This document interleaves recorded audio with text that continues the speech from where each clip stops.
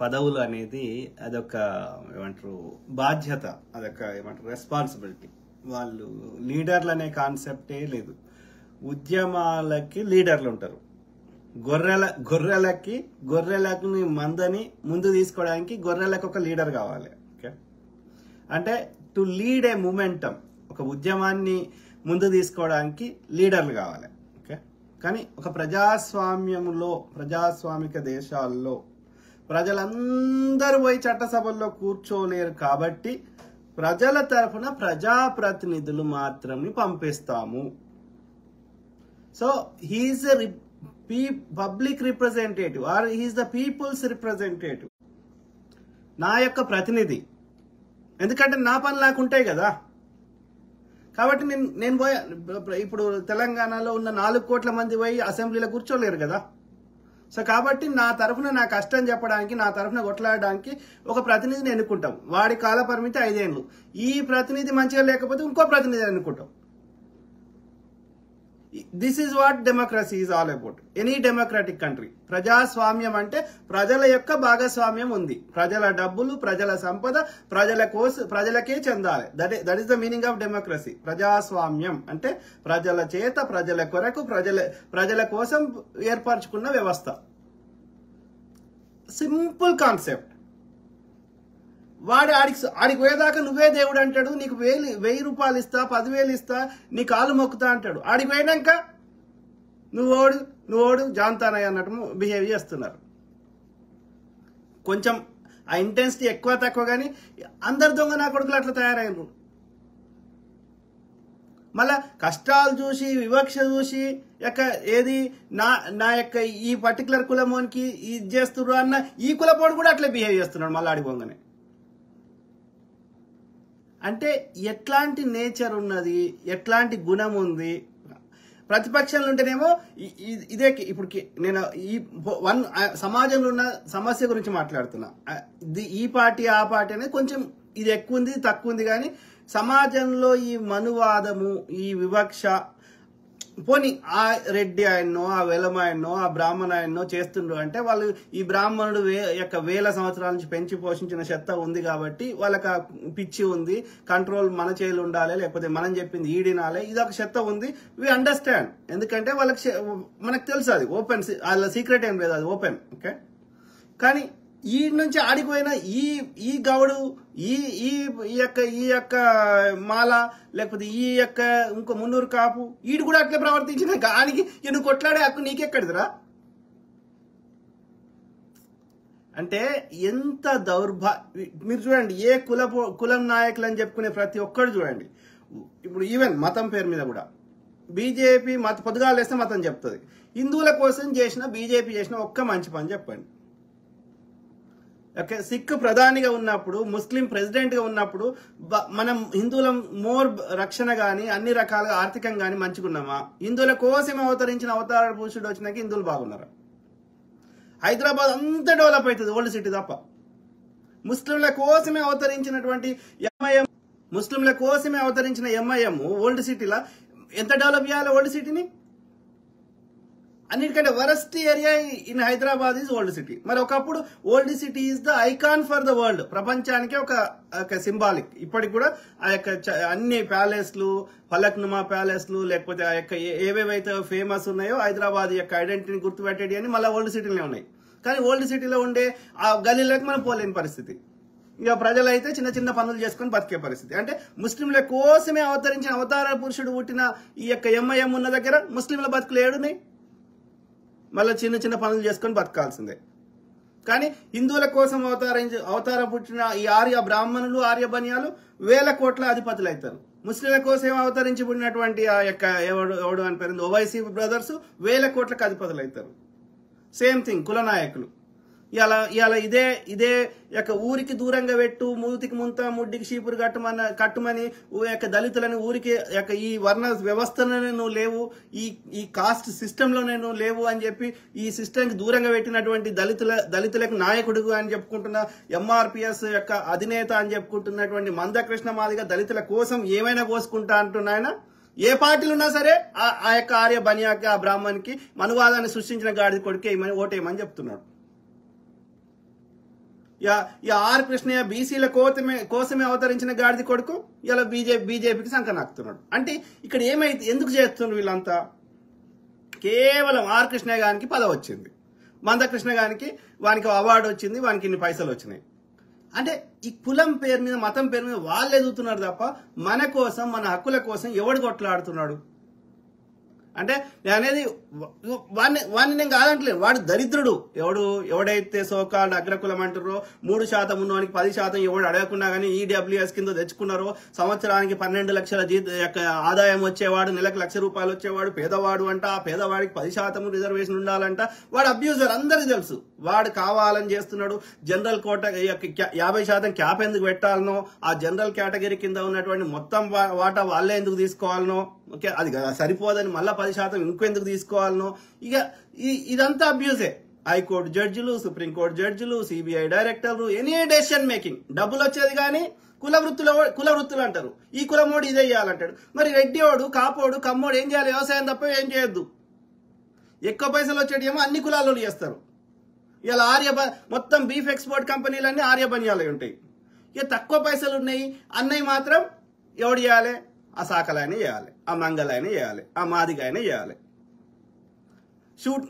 Shoe కంపెనీలేమో మళ్ళీ అన్ని కులాల్లోనే ఉంటాయి. మళ్ళీ చెప్పులు కుట్టేది మాత్రం మాదిగానే కుట్టాలి. అంటే ఇక్కడ ఏంది ఇప్పుడు డెసిషన్ మేకింగ్? ప్రజల దగ్గర పైసలు చిల్లర వంచి, వీడు దోసుకునే దానికి చిల్లర వంచి పెడతా అంటాడు కానీ నా అంతటి నేను కొనుక్కునే స్థాయికి నన్ను తెస్తా అని ఎందుకన్నారు? చచ్చిపోయినా మళ్ళీ ఈ బీసీ ఎస్సీ ఎస్టీలో చచ్చిపోవాలి. పేదవాళ్ళకి బతకాలన్నా ఇది చేయాలి. వాడు ఇచ్చే దొడ్డు రేషన్ బియ్యం దినాలన్నా ఇవ్వాలి. మళ్ళీ అవన్నీ ట్యాక్సులు కట్టేదోడు మళ్ళీ ఈడే, అవన్నీ కష్టపడి పనిచేసేదోడు ఈడే, సంపాదించేదోడు ఈడే. నువ్వు కూర్చుండి వీళ్ళందరినీ శ్రమ దోపిడీ చేస్తా, వీళ్ళందరి మీద ఆధిపత్యం చేస్తా. ఇది నడుస్తున్నది. నేనైతే 7 సంవత్సరాల అవతలున్నా నేను పదవి అడుగుతలేను, నాకు ఒక పైసలు ఇవ్వమని ఎవరిని అడగలే. ఇప్పటి వరకే ఉన్నా నాకు ఏది ఎవరి దగ్గర నేను ఒక కన్సిడరబుల్ అమౌంట్ తీసుకున్నా చెప్పండి కదా. వీళ్ళు 1000 కోట్లకి వెళ్ళి అరే నువ్వు ఇన్న దోసుకున్నావు. జర్నలిస్టులు కూడా వాడి దగ్గర బెదిరించి వాడు దోసుకున్న దానికి వెళ్ళి ఎక్స్ట్రాక్షన్ చేస్తారు, వసూలు చేస్తారు. అట్లా నాకు ₹1 కోటి, 10 కోట్లు, 2 కోట్లు, 1 కోటి ఎవడని ఇచ్చింది చెప్పండి? నేను పైసలు అడుగుతలేను, నాకు పదవులు ఇవ్వమని అడుగుతలేదు.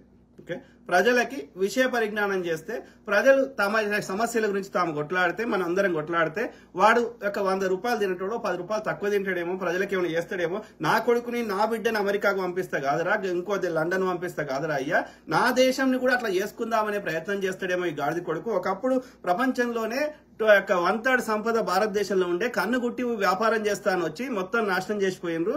సో ఆ స్థాయిలో మనకు ఆ స్థాయిలో కేపబిలిటీస్ ఉన్నాయి, మనకు శక్తియుక్తులు ఉన్నాయి, సంపద ఉన్నది, మనకు తెలివితేటలు ఉన్నాయి. మన వాళ్ళే అక్కడ డాక్టర్గా పనిచేస్తారు, మన వాళ్ళే అక్కడ ఇంజనీర్గా పనిచేస్తారు.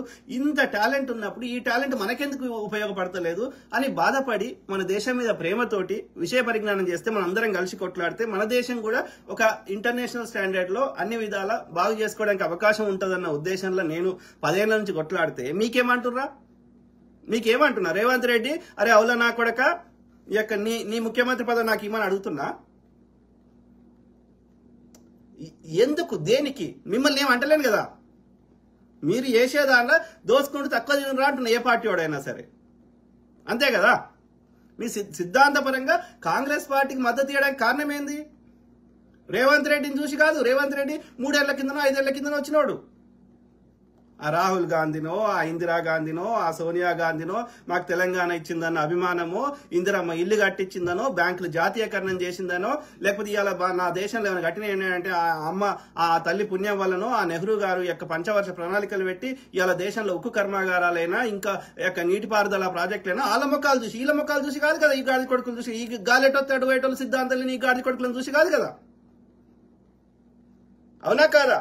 కాంగ్రెస్ రాదు, కాంగ్రెస్ చచ్చిపోయింది అని చెప్పి బీజేపీ అయితే కాంగ్రెస్ ముక్త భారత్ అనే అజెండా పట్టుకుని వచ్చింది.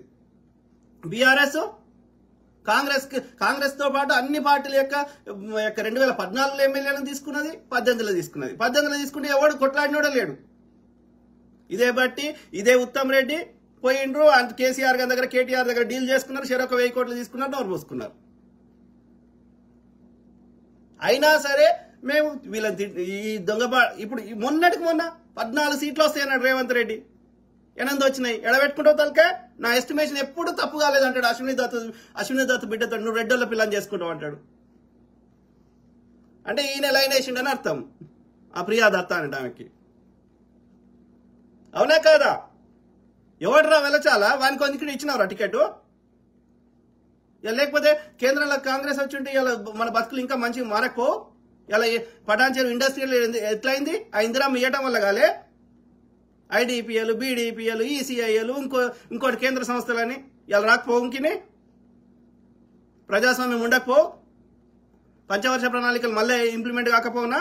సైన్స్ కాంగ్రెస్ కాకపోవునా? ఇంత నిర్బంధం ఉండునా? దొంగ నా కొడుకులు. అరే మరి మీరు చేస్తుంది ఏంది? వ్యభిచారమే కదా అది. అది చెప్పుకొని డైరెక్ట్ చెప్పి అమ్ముకుంటుంది. మీరేం చేస్తున్నారు? దానికంటే గలీజ్ చేస్తున్నారు. అంతే కదా? ఎప్పుడు లంగ రాజకీయమేనా? వాడు బీఆర్ఎస్ ఒక్క సీట్ గెలిపియొద్దని బీజేపీని తెచ్చి కూర్చుంటే పెడతావరేడా? నేను వాడు మంచివాడు అంటలేను. బీజేపీ కంటే ఒక 2 బెటర్ అంటున్నా అంతే. బీజేపీ వచ్చిందంటే ఇంకేముందిరా? పొద్దుగాలైతే మతం చుట్టూ తప్ప ఏమైనా ఉంటుందా? ప్రతిదానికి జయ శ్రీరామ్. ఏ సమస్య అడిగినా జయ శ్రీరామ్ అంటారు. ఇక్కడున్న మూల శూద్ర దేవతలను వాళ్ళు మొక్కరు కానీ ఎవరితో నార్త్ ఇండియన్ ఆర్యని తీసుకొచ్చి నా దేవుడు అంటారు. సో ఆ క్రమంలో ప్రజా సమస్యల మీద కొట్లాడుతుంటే మనం కష్టపడ్డందుకు ప్రజలు గుర్తించారు. అరే వీడు నాలాంటి వాళ్ళు అందరం పోరాటం చేస్తున్నామంటే ఇది Congress is the best alternative. ఇప్పుడు నేను ఎన్నో ఊరు పేరు లేనానికి సపోర్ట్ చేస్తే అది వస్తుందా? రాదు కదా. వాడి సిద్ధాంతం మంచిగా ఉండవచ్చు కానీ ఇలా కమ్యూనిస్ట్ పార్టీలు గెలవలేని పరిస్థితి ఉంది కదా. అంటే డబ్బులు కూడా బిగ్గర్ ఇన్ఫ్లుయెన్స్ ఉంది కదా. కాబట్టి మనం బెస్ట్ ఆల్టర్నేటివ్ ఎవడైతే ఈ బీజేపీ బీఆర్ఎస్ కంటే ఒక బెస్ట్ ఆల్టర్నేటివ్ అక్కడ ఆ రాష్ట్రంలో ఏముంటే ఆ పార్టీకి సపోర్ట్ చేస్తాం. ఇప్పుడు వెస్ట్ బెంగాల్లో తృణమూల్ కాంగ్రెస్ ఉంది. మనకు నచ్చకపోయినా సపోర్ట్ చేయాలి. అక్కడ డిఎంకే ఉంది, సపోర్ట్ చేయాల్సి వస్తుంది. ఇంకా లేకపోతే వీళ్ళకి సపోర్ట్ చేయకపోతే వాడొస్తే ఇంకా ఇప్పుడు మొన్న 7 లక్షల కోట్లు అప్పు చేసిండు కేసీఆర్. ఏం కట్టిండు? కొడుకేమో కనిపించిన స్త్రీని వదలలేదు. తండ్రి కానీ తండ్రి చుట్టూన్న వాళ్ళు కానీ చెరువులు భూములు అన్ని తీసేసుకున్నారు. మళ్ళీ 4 లక్షల కోట్లేమో ఆర్బీఐ ద్వారా అప్పులు చేసారు. 3 లక్షల కోట్లేమో ఇక్కడ ఏది కాళేశ్వరం కమిషన్ కార్పొరేషన్లు పెట్టి 7 లక్షల కోట్లు ఎవరు తీర్చాలి? వాడైతే దాదాపు 200 లక్షల కోట్ల దాకా తెచ్చిండు అప్పు. ఏం కట్టిండు? వాడేం కట్టలే, వీడేం కట్టలే. అంటే దోసుకున్నారు. దేశంలో ఎక్కడ ఎన్నికలు జరిగినా ఆ ఎన్నికలకు ఖర్చు పెట్టే స్థాయికి దోసుకున్నాడు కేసీఆర్. సో కాబట్టి వాళ్ళతో పోలిస్తే వీడు బెటర్ అని వీడిని సపోర్ట్ చేసినాం. దాని అర్థం వీడి కళ్ళు నెత్తి మీదకి ఎక్కికొని వీడు ఇష్టమైనట్టు చేయడానికి వీడు ఇష్టమైనట్టు వీడు కూడా అబ్యూజ్ చేస్తా అంటే ఇంకో ఆల్టర్నేటివ్ తయారు చేయాల్సి వస్తుంది. కరెక్ట్ కాదు కదా. Simple common sense. నాకు పదవి అడుగుతలేను, ఓకే, నాకు పైసలు అడుగుతలేను. మీకేం నొప్పి అవుతుందిరా? ప్రజల సొమ్ము ప్రజలకు ఖర్చు పెట్టింది, ప్రజలకు మంచి చేయరు అంటే నువ్వే చెప్తున్నావు కదా. ప్రపంచంలో నా పోటీ వేరే పక్క రాష్ట్రంతో కాదు, నేషనల్ మీడియాలో వచ్చిరా అని హిందీలో కూడా చెప్తున్నావు కదా. ఏమని? నా పోటీ ఏది ప్రపంచ నగరాలతోటని అన్ని దేశాలు తిరిగేసి వస్తున్నావు కదా. సౌత్ కొరియా పోయినావు, అమెరికా పోయినావు, ఇంకో దేశం పోయినావు కదా. మరి నీ చర్యలు అట్లా కనిపించాలి కదా. ఈ పంచిపెట్టే కార్యక్రమాలు తగ్గించుకుంటేనే కదా. ఎన్ని ధనవంతుల దగ్గర ఎన్ని తెల్ల రేషన్ కార్డులు ఉన్నాయి పైసలు ఉన్న దగ్గర? పైసలు ఉన్న పేదోని కోసం కదా అవి పథకాలు. పైసలు ఉన్న కోసం కాదు కదా. పైసలు దుర్వినియోగం చేయొద్దు కదా. ప్రభుత్వ ఉద్యోగులకు అన్ని జీతాలు ఎందుకు ఇవ్వాలి? వాడు ఏం బిక్తున్నాడు? ఒక ప్రైవేట్లో ఓడిస్తారా అన్ని జీతాలు? ప్రైవేట్ స్కూల్లో టీచర్కి ఓడిస్తాడు. ప్రైవేట్ స్కూల్లో ఉన్నటువంటి ఏమంటారు ఇది ఒక సాఫ్ట్వేర్ ఇంజనీర్కి ఏమిస్తాడు? వాడు చదివిన చదువుకి ప్రైవేట్లో పనిచేసే డాక్టర్కి ఏమిస్తారు? వీడు ఏం పని చేస్తారా? గవర్నమెంట్ ఉద్యోగి 10కో 11కో వస్తాడు, 2 సంతకాలు పెడతారు, మళ్ళీ 4 గంటల వరకు వాడు కనిపించాడు. హార్డ్లీ ఒక 2-3 గంటలు పనిచేస్తారు. మళ్ళీ సెలవులు వేరే, డిఏలు టీఏలు, తర్వాత పండుగలు పబ్బాలు, కొడుకు దగ్గరికి బిడ్డ దగ్గరికి అమెరికాకు పోతే 6 నెలలు సెలవులు. వీళ్ళకి లక్షల జీతాలు. ఆ కేసీఆర్ గారు పెంచిపోయిండు, తర్వాత ఇంకా పెంచుతూనే ఉన్నారు. ఒక టీచర్కి 1,00,000 రూపాయలు జీతమా? ఇక ప్రొఫెసర్లకి యూనివర్సిటీలో ఉండేటోళ్ళకైతే 1,00,000 నుంచి 2 లక్షలు. ఏం బిక్తుర్రా ఇల్లు? బయట ఓడిస్తుర్రా అని జీతాలు? పైసలన్నీ ప్రజల సొమ్మే కదా, అది నీ ఇంట్లో కోళ్ళు కాదు కదా. చిల్లం పల్లం చేసుకుంటారు. ఇవ్వండి వాడు కేసీఆర్ గారు 4 లక్షల జీతం తీసుకున్నాడు నెలకి, మళ్ళీ ఎప్పుడు సెక్రటరీ రాలే. ఇది అధికారికంగా. ఇక అధికారికంగా కాకుండా ఇక మళ్ళీ ఇక లంగ కథలు పడేటి, దోసుకునేటి, డీల్ చేసుకునేటి అవి వేరే లెక్కలు. ఇక భూములు కబ్జాలు పెట్టేటి ఇవన్నీ ప్రాజెక్టుల మీద, దాని మీద ఎస్టిమేషన్ 100 రూపాయలు ఉంటే 400 రూపాయలు 1000 రూపాయలు పెట్టి దోసుకోవడం. వాడవాడు ఒక్క గ్లాసు అట ఒక ఎంత 20 లక్షలు ఎంత అట్లా ఉన్నాయి. ఇది అక్కడ హాస్టల్లో ఏమైనా చిన్న సామాను కొంటే ఎక్కడ బీజేపీ పాలిత రాష్ట్రాల్లో. అంటే ఎన్ని రకాలుగా దోసుకుంటున్నారు. మళ్ళీ వీళ్ళకి ఒక నెల రోజులు పని చేసినా సరే వానికి రెస్ట్ ఆఫ్ ద లైఫ్ మొత్తం వానికి పెన్షన్లు వస్తాయి. మళ్ళీ రైళ్లలో ఫ్రీ వస్తాయి రిటైర్ అయినా కూడా, ఇది అయిపోయినా కూడా. ఎక్కడ ఎవరి సొమ్ము ఇది? ప్రజలది. పేదోడు, ఒక సామాన్యుడు, ఒక కూలి పని చేసినోడు వాడు కొనుక్కునే వస్తువు మీద కట్టే ట్యాక్సులు రా ఇవి. పెట్రోల్ మీద కడతాడు ట్యాక్స్, జిఎస్టీ ప్రతి అరొక్క వస్తువు మీద, గూడ్స్ మీద కడతాడు, సర్వీస్ మీద కడతాడు, ప్రతి అరొక్క వస్తువు మీద కడతాడు. విదేశం నుంచి ఇంపోర్ట్ చేసుకుని ఇంపోర్ట్ ట్యాక్స్ కడతాడు. ఇక లగ్జరీ అంటే మందులు తాగేటి, ఎంజాయ్ చేసేటి ఉంటాయి, వాటికి ఇంకా ట్యాక్స్లు ఎక్కువ ఉంటాయి. ఇన్ని రకాల ఒక సామాన్యుడు కట్టే ట్యాక్స్ల మీద మీరు కావరం ఎక్కి మేము మీకోసమే పుట్టినాం, మీ ప్రజాప్రతినిధులం, మీకోసం ఏమన్నా వ్యక్తం అని చెప్పి మీ ప్రజల్ని కాల్చుకు తింటారు. దానికి కూడా ఒక లెక్క ఉంటుంది కదా, తినడానికి కూడా. దానికి కూడా ఒక చట్టం చేయరు అయ్యా, ఇంత శాతం 10% ఎవడ అది నేను తినడం అనే కంటే పర్ఫార్మెన్స్ బేస్డ్ గా మీరు చేసిన అభివృద్ధిని బట్టి, మీరు చేసిన మెరిట్ ని బట్టి ఆ యొక్క ఎక్స్ట్రా బోనస్, ఇప్పుడు ఆఫీస్ లో బోనస్లు ఇస్తారు కదా, అట్లా ఒక అప్ టు 10% 15% తినండి. అది కూడా బెస్ట్ క్వాలిటీ మెయింటైన్ చేస్తూ మిగిలిన దానికి లెక్క చెప్పండి. కానీ దానికి కూడా ఒక లెక్క ఉంటుంది కదా తినడానికి కూడా. ఎండ్ ఆఫ్ ద డే ప్రజల యొక్క బతుకులు మారాలి కదా. సో అట్లా నేను ప్రజా సమస్యల మీద మాట్లాడితే, ప్రజలకు అవగాహన చేస్తుంటే, ఆడ బెస్ట్ ఆల్టర్నేటివ్ తెలంగాణ కాంగ్రెస్ ఉంది కాబట్టి కాంగ్రెస్ మద్దతు ఇస్తుంటే మీకేం నచ్చిందిరా? మీకెక్కడ థ్రెట్ వస్తలేను, మీది దోసుకున్న దానికే పైసలు అడుగుతలేను, మీ యొక్క పదవులు అడుగుతలేను, నాకు ఒక దగ్గర ఎమ్మెల్యే టికెట్ ఇవ్వమని అడుగుతలేను, ఇంకోటి అడుగుతలేను, ఇంకో మహిళా కమిషన్, ఇంకో కమిషన్ చైర్మన్ అడుగుతలేను. మీకేం నొత్తుందిరా? ప్రజలకి వాస్తవాలు అంటే ఈ ప్రజలకి చైతన్యం అయితే, ఈ ప్రజలు మిమ్మల్ని ప్రశ్నిస్తే మీరు దోసుకునేది తగ్గిపోతుంది అనేదనా? లేకపోతే 7 సంవత్సరాల అవుతాను నన్ను బీజేపీ వాడు ఇబ్బంది పెట్టిండంటే, బీఆర్ఎస్ వాడు ఇబ్బంది పెట్టిండే, నాకు తట్టుకునే శక్తి ఉంది, నేను కొట్లాడే శక్తి ఉంది. అది కాదు, మీ నేచర్ ఎట్లుంది అనేది ఇక్కడ గమనించాలని చెప్పడానికి ట్రై చేస్తున్నా. నేను కొట్లాడగలుగుతా, 10 ఏళ్ల నుంచి నువ్వు ఎంత ఇబ్బంది పెట్టినా కొట్లాడుతూనే ఉన్నా, నా ప్రాణం పోయేదాకా కొట్లాడుతా. అది వేరే ముచ్చట.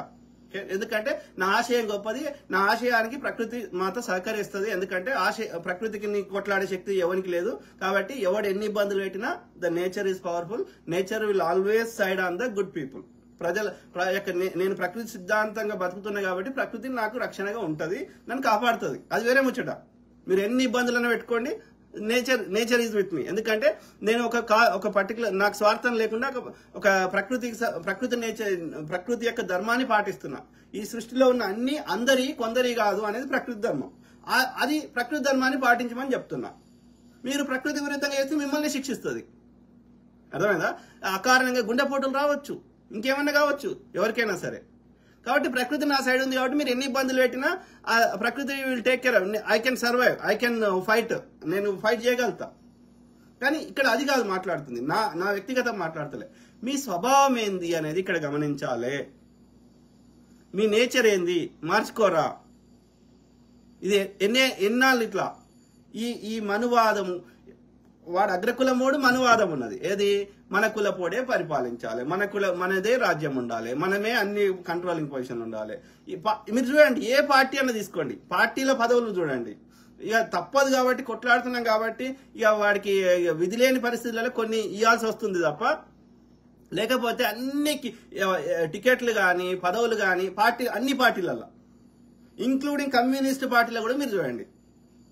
ఇక బీజేపీ అయితే వరస్ట్గా, బీఆర్ఎస్ అయితే ఇక మొత్తం కుటుంబ పార్టీ.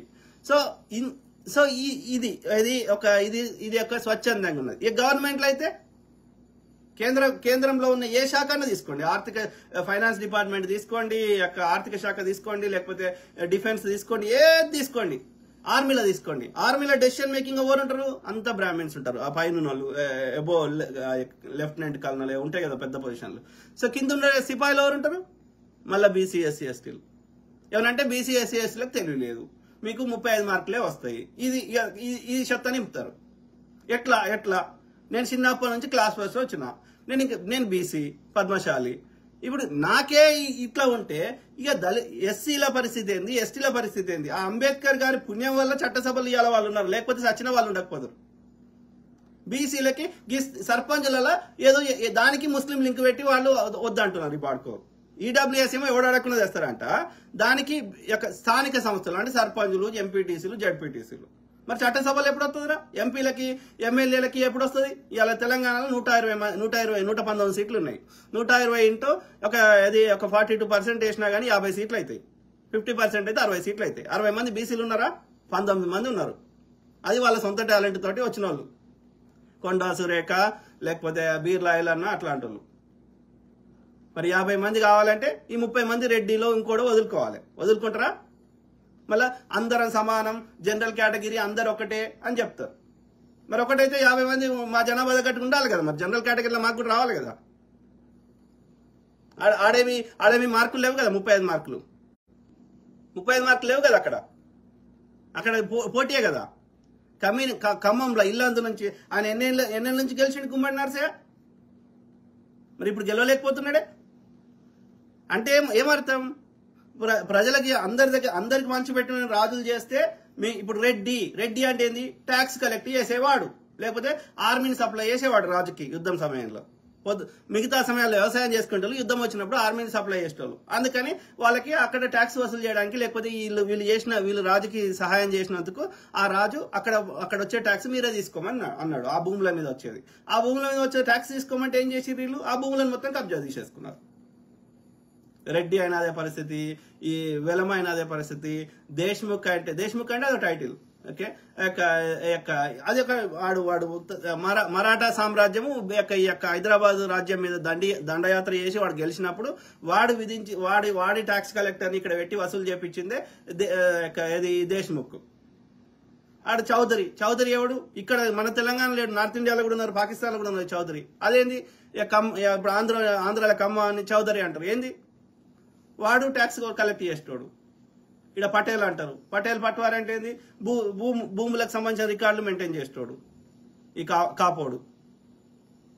ఆడ మున్సబ్ అనేటోళ్ళు.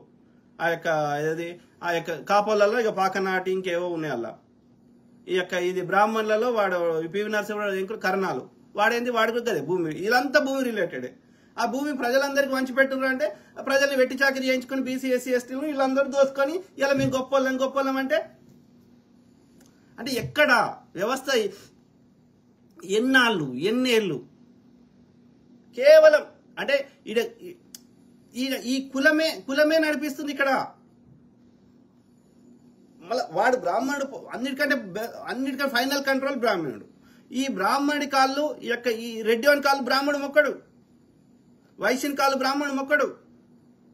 ఇక శూద్రుడు దళితుడు దూర్కి బాద్. అయినా ఈ రెడ్డోడు బ్రాహ్మణుడు గొప్పవాడు అనుకుంటాడు. వాడు పెట్టిన వర్ణ వ్యవస్థలో బ్రాహ్మణుడేమో పైన అంతే, బ్రహ్మ ముక్కులకి వెళ్ళి వచ్చినాడు, మిగతా వాళ్ళందరూ అంతే వేస్తే. ప్లస్ వాడు పెట్టిన వర్ణ వ్యవస్థలో రెడ్డి కూడా ఈ క్షత్రియులకు రాడు, వైశ్యులకు రాడు. ఈ వెలమ క్షత్రియుడు రాడు, వైశ్యుడు రాడు. Same thing with Kamma Kapu. Same thing, Kamma Kapu కూడా ఈ యొక్క రెడ్డి ఏది క్షత్రియుడు గాడు, రాజులు వర్మాలు వీళ్ళు అవుతారు క్షత్రియులు. ఓకే, సో వైశ్యులు అంటే వైశ్యులు అందరికి తెలిసిందే కదా. సో వీళ్ళు కాకుండా మిగతా వాళ్ళంతా శూద్రులే కదా వాడు పెట్టిన వర్ణ వ్యవస్థలో. మరి వీడు ఎట్లా గొప్పోడాయే? రెడ్డి ఆడు ఎట్లా గొప్పోడాయే? వెల్మోడు ఎట్లా గొప్పోడాయే? కమ్మోడు ఎట్లా గొప్పోడాయే? కాపోడు ఎట్లా గొప్ప? భూములు దగ్గర పెట్టుకుని భూములు ఎవడు దేకిండ్రా? ఒకప్పుడు అన్ని బంజర్ భూములు ఉంటుండే, ఆ కనిపించేదంతా మా దేశాలు కానటోళ్ళు. ఎవడు దేకిండు? ఫ్రీగా ఇస్తామన్నా వాడు తీసుకోలేదు. సో భూముల రేట్లు పెరిగినాక మీకు గమండ్ వచ్చింది. దేనికి మిమ్మల్ని కూడా 6 అడుగుల దానిలో పాతి పెడతారు కదా. మాకేదో పొక్కదవుతారు ఆ భూమిలో పాతి చచ్చిపోయినాక, మీకు కూడా కల్లేది అవుతారు కదా. ఎందుకు ప్రకృతి నీకు నాకు డిఫరెన్షియేట్ చేస్తలేదు కదా. నీ మీద ఎండ కొడితే నా మీద ఎండ కొడుతుంది కదా. నీకు ఆకలి అయితే నాకు ఆకలి అవుతుంది కదా. మీరవాడు ఈ చెత్త నింపడానికి మీ ఆధిపత్యం కోసం. ఆలోచించండి మిత్రులారా, ఇది కరెక్ట్ కాదు. సో ఆ క్రమంలో ఈ కాంగ్రెస్ లో కొందరు మంచి లీడర్. ఇప్పుడు కాంగ్రెస్ ఎందుకు వచ్చింది? రేవంత్ రెడ్డి పీక్తే రాలే. నాలాంటి వాళ్ళము సామాన్యులం కష్టపడితే అట్లనే ఈ యొక్క కాంగ్రెస్ లో ఉన్నటువంటి కొంతమంది లీడర్లు వాళ్ళ ప్రాంతాల్లో బాగా పట్టుంది. ఓకే, ఇలా ఆయన పేరేంది, కోమటిరెడ్డి బ్రదర్స్ ఉమ్మడి నల్గొండ జిల్లాలో బాగా పట్టుంది. అట్లా ఇప్పుడు ఖమ్మంలో ఆయన పేరేంది, పొంగులేటి శ్రీనివాసరెడ్డి గారు. అట్లా కొంతమంది ఆయా ప్రాంతాల వాళ్ళకి పట్టుండడం వల్ల వచ్చింది తప్ప రేవంత్ రెడ్డి ప్రచారం చేస్తే, రేవంత్ రెడ్డి ఓట్లేయమంటే, రేవంత్ రెడ్డి వీకితే ఒక్క సీటు అదనంగా గెలిచింది ఏడాలేదు. నేను రాసిస్తా, ఎవ్వడనే మనం అనుకోని. ఓకే, అర్థమైందా? రేవంత్ రెడ్డి అంత టాలెంటెడ్ అయితే టీడీపీ తెలంగాణ చచ్చిపోకపోతుండే. రేవంత్ రెడ్డి అంత టాలెంటెడ్ అయితే ఇన్ని 4 పార్టీలు మారకపోతుండే. ఏబీవీపీ నుంచి బీఆర్ఎస్ నుంచి ఈ యొక్క ఏది ఎలాగోయిండు టీడీపీకి, టీడీపీ నుంచి కాంగ్రెస్కి వచ్చిండు. అర్థమైందా? ఆయన కాంగ్రెస్ లో వైస్ ప్రెసిడెంట్ గా ఉన్నప్పుడు కాంగ్రెస్ ని ఓడగొట్టిండు. నాగార్జున సాగర్ లో ఉప ఎన్నికలలో ఇంకా చాలా చోట్ల ఓడగొట్టిండు. ఎవరినో ఊరు పేరు లేనానికి ఆయన పేరేంది, ఆడ ఉప ఎన్నికలలో ఆ ఊరు పేరు లేనానికి టికెట్లు ఇచ్చిండు.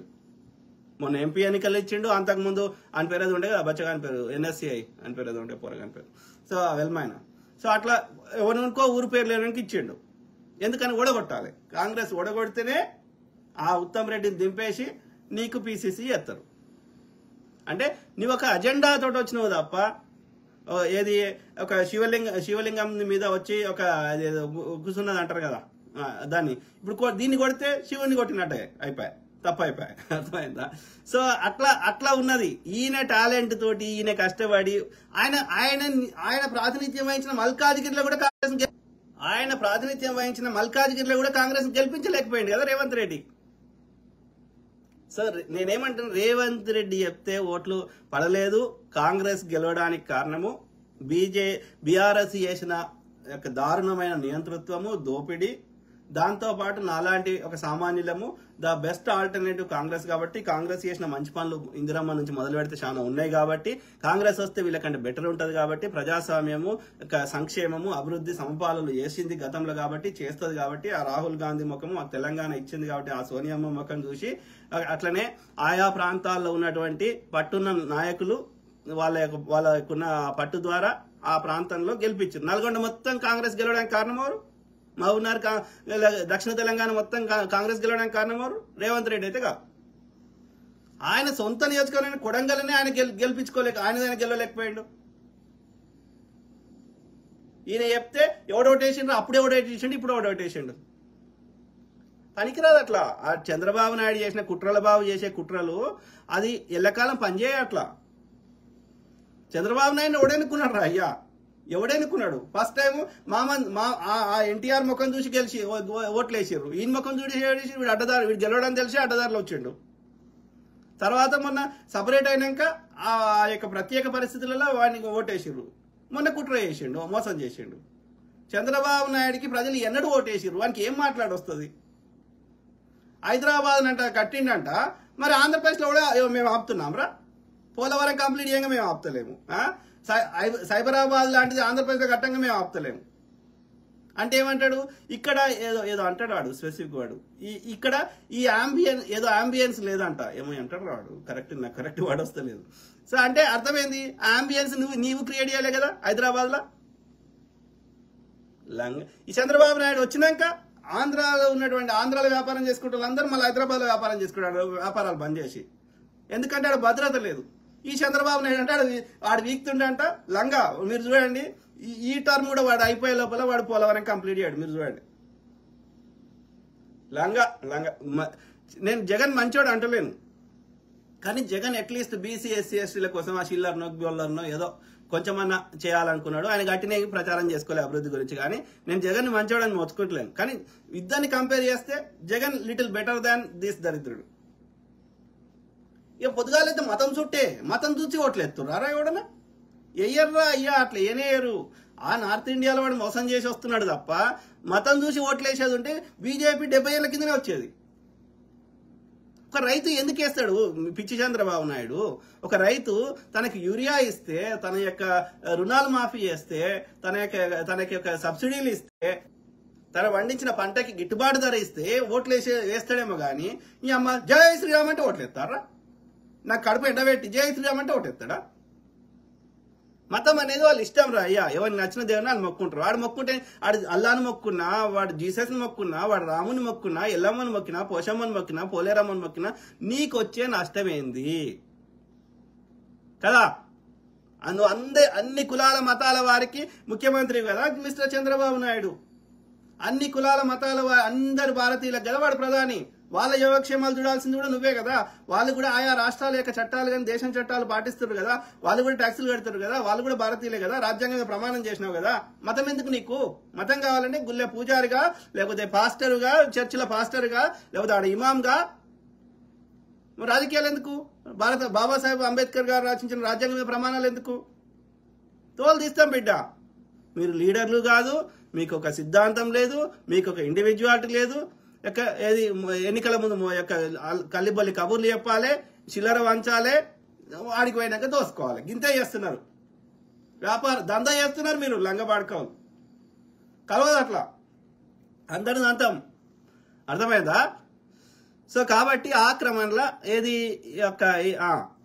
ఇందులో ఓకే వాళ్ళు దొంగలు, మనం పబ్లిక్ లో తిడుతున్నాం వాళ్ళని. ఎవడైతే కాళ్ళు అగ్రకులం అని చెప్పుకుంటారో వాళ్ళందరినీ, ఎవడైతే మనువాదాన్ని వివక్షను పెంచి పోషిస్తున్నారో ఆ గాడి కొట్టుకుని పొద్దుగాలేస్తే తిడుతున్నాం.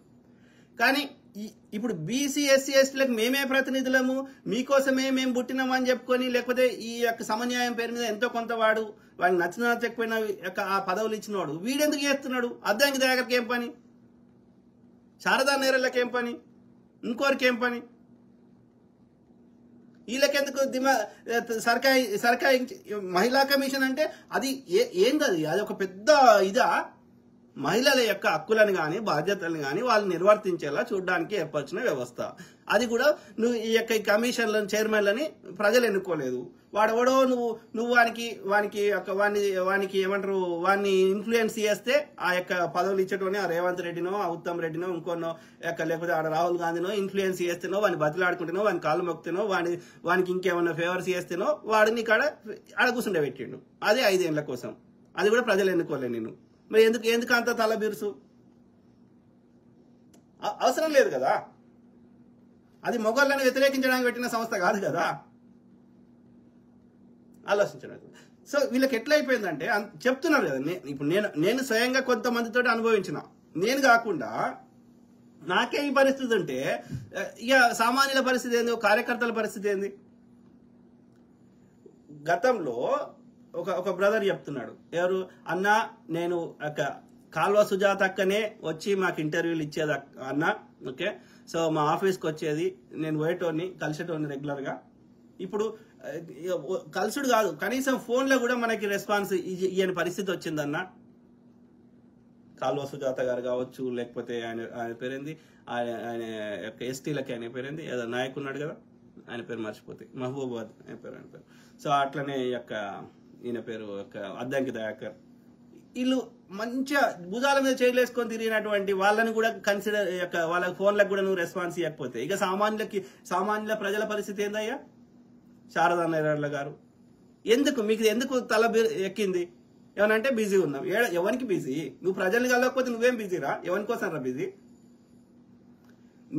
నిన్ను ఆడ కూర్చుండే పెట్టిన ప్రజలకు, కార్యకర్తలకు, కష్టపడేటోళ్ళకే నువ్వు అందుబాటులో లేకపోతే ఇక సామాన్యులకి ఎప్పుడు అందుబాటులో ఉంటావు? నువ్వు అంత ఘనకార్యం ఏం బిక్తున్నావు అంటే నీ పైన యొక్క లీడర్కి ఊడిగం చేస్తే వాడు ఇంకేమైనా పదవిలో నీకేమైనా దోషిస్తాడనే కదా. నీ ఊడిగం అంతా వానికి నీ పైన చేసుకోవడానికే తప్ప నువ్వు ఇక ప్రజలకు ఎప్పుడు సేవ చేస్తావురా? నీకెందుకు రా పదవి? కరెక్ట్ కాదు అది. No, that's I never accept that behaviour. నీ యాటిట్యూడ్ ఏం లేనప్పుడు అది అట్లనే ఉంటుంది. అన్ని ఉన్నప్పుడు ఎట్లుంటావో అది నీ ఒరిజినల్ క్యారెక్టర్. పదవి లేనప్పుడు, ప్రతిపక్షంలో ఉన్నప్పుడు ప్రవర్తన ఎట్లుంటది అది ఎవరైనా తీసుకో. భట్టి గారు, రేవంత్ రెడ్డి గారు, ఉత్తమ్ రెడ్డి గారు. నేను ఇప్పుడు కాంగ్రెస్ అధికారం కాంగ్రెస్ చెప్తాను. ఇక బీజేపీ, బీఆర్ఎస్ ఇంతకంటే వరస్ట్. వాళ్ళ గురించి వాళ్ళు ఇక ధర్నా చౌక్లో ఎత్తేస్తారు. వాళ్ళ గురించి ఇక దుర్మార్గుల గురించి ఆల్రెడీ చెప్పేసినాం చాలాసార్లు. కానీ వానికంటే బెటర్ అని నిన్న అడుగుతున్న పెడితే నువ్వు కూడా అట్లా చేస్తే, అలా కూడా బీసీ, ఎస్సీ, ఎస్టీలు చేస్తే ఇంకా దన్నబుద్ధి అవుతుంది. వానికి 1000 సంవత్సరాల నుంచి నా అనువాదంని తీసేయడానికి మనకు టైం పడుతుంది. పొద్దుగాలేస్తే వాళ్ళతో కొట్లాడుతున్నాం. కానీ నువ్వు అనుభవించినావు కదా కష్టాలు, నువ్వు చూసినావు కదా వివక్షని. నువ్వు కూడా అట్లా బిహేవ్ చేసినాక ఇంకేం తరా వానికంటే గలీజ్ చేసినాక వాడు రెడ్డోడు ఇంకోడు వాడు దోసుకున్న దానికి వెళ్ళి ఆ చిల్లరనే వారెత్తాడు. నువ్వు అది కూడా వేయవు కదా దోసుకున్న దానికి వెళ్ళి. ఏం మనుషులు తయారయ్యారు, కరెక్ట్ కాదు మిత్రులు, కరెక్ట్ కాదు. ఓకే, సో ఏది ఏమైనా నేనైతే ప్రజల తరఫున వాయిస్ ఇస్తా. ఓకే, వాస్తవాలే మాట్లాడతా. ఓకే, ఎవడు ఏం పీక్కుంటాడో పీక్కొని ఏం చేస్తారు నన్ను చేయడానికి ఏమున్నది, నేను ఒకటే చేస్తారు. వాళ్ళకి తెలిసిందేంది, నా ఆర్థిక మూలాల మీద దెబ్బ కొట్టాలి, నా కుటుంబ సభ్యుల ద్వారా. గంతే వాళ్ళు చేయగలిగింది. గంత నుంచి ఏం చేస్తారు, ఎవరితోటో అన్నా పైసలు ఇవ్వమని అడిగిపిస్తారు, గట్లాంటి చిల్లరేషాలు ఎత్తారు గంతే. ఇంకేముంటుంది. లేదు అంటే నా బలహీనతలు ఏమైనా ఉంటే ఎవరైనా ఆడిపోరి ద్వారా ఇంకేమన్నా ఏది ఆడికి తెప్పించి ఈడికి తెప్పించి జైల్లో పంపించాలన్నా ఇంకోట ట్రై చేస్తారు. చేసేటన్నీ చేశారు గాడిద కొడుకులు.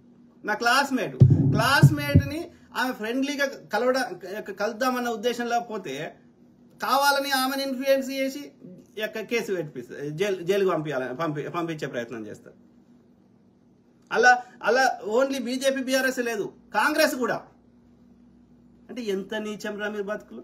అది కాకుండా ఇక నా వైఫ్ ద్వారా నాకు ఇబ్బందులు పెట్టేయడం, నా ఆర్థిక మూలాల మీద దెబ్బ కొట్టడము, లేకపోతే ఆమె ద్వారా కావాలని ఏదో తప్పుడు కేసులు లేకపోతే ఏదో ఒకటి చేయడం, లేకపోతే నా తల్లిదండ్రులు నా అక్క చెల్లెలు. ఏమి బతుకులు మీ అంటే ఎవ్వడు ప్రశ్నించొద్దా మీ దుర్మార్గాల్ని? ఇక మార్వాడోడు దోసుకుంటుర్రా, లేకపోతే ఆంధ్రోడు దోసుకుంటుర్రా, వాళ్ళు తెలంగాణకి బచావ్ ఒక చట్టం తేరా అంటే ఎవ్వడు పట్టించుకోడు ఈ రేవంత్ రెడ్డి. ఆడెవడో భూములు 3 ఏళ్ళ 5 ఏళ్ళ ఆయన్ని చంపే 2 బాపనోళ్ళని రోడ్డు మీద హత్య చేసారు. వాళ్ళ మీద చర్యలు ఏవిరా రేవంత్ రెడ్డి? ఆ చంపిన వాళ్ళ మీద చర్యలు ఏవి? మొన్న వీళ్ళందరూ భూములు కబ్జాలు పెడుతున్నారని ఒక ఆయన కష్టపడి భూపాలపల్లి ఒక ఆయన పేరు మర్చిపోయినా. సో ఆయన సామాజిక కార్యకర్త బగ్గ కొట్లాడుతున్నాడు ఈ భూములని దొంగ పాడుకోలు చేస్తున్నారని. నడి రోడ్డు మీద వచ్చారు, పొడి చేసిపోయారు. ఏవిరా రేవంత్ రెడ్డి చర్యలు? నిజాం షుగర్ ఫ్యాక్టరీ కవిత తెరిపియలే, ఆడు అరవింద్ తెరిపియలే, నేను తెరిపిస్తాను. ఏదిరా అయ్యా రేవంత్ రెడ్డి? గిన్నిటి ఖర్చు పెడుతున్నావు, 100 కోట్లు మనకి కావాలనుకుంటే రాదురా అయ్యా? ఆంధ్రోడు లాబింగ్ చేసిండా?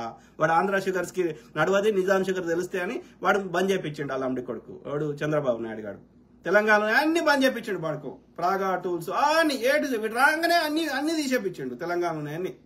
వాడి బొమ్మనా బ్రదర్స్ చందనా బ్రదర్స్ ఉంటుంది కానీ సికింద్రాబాద్ జనరల్ బజార్ చంపేసిండు.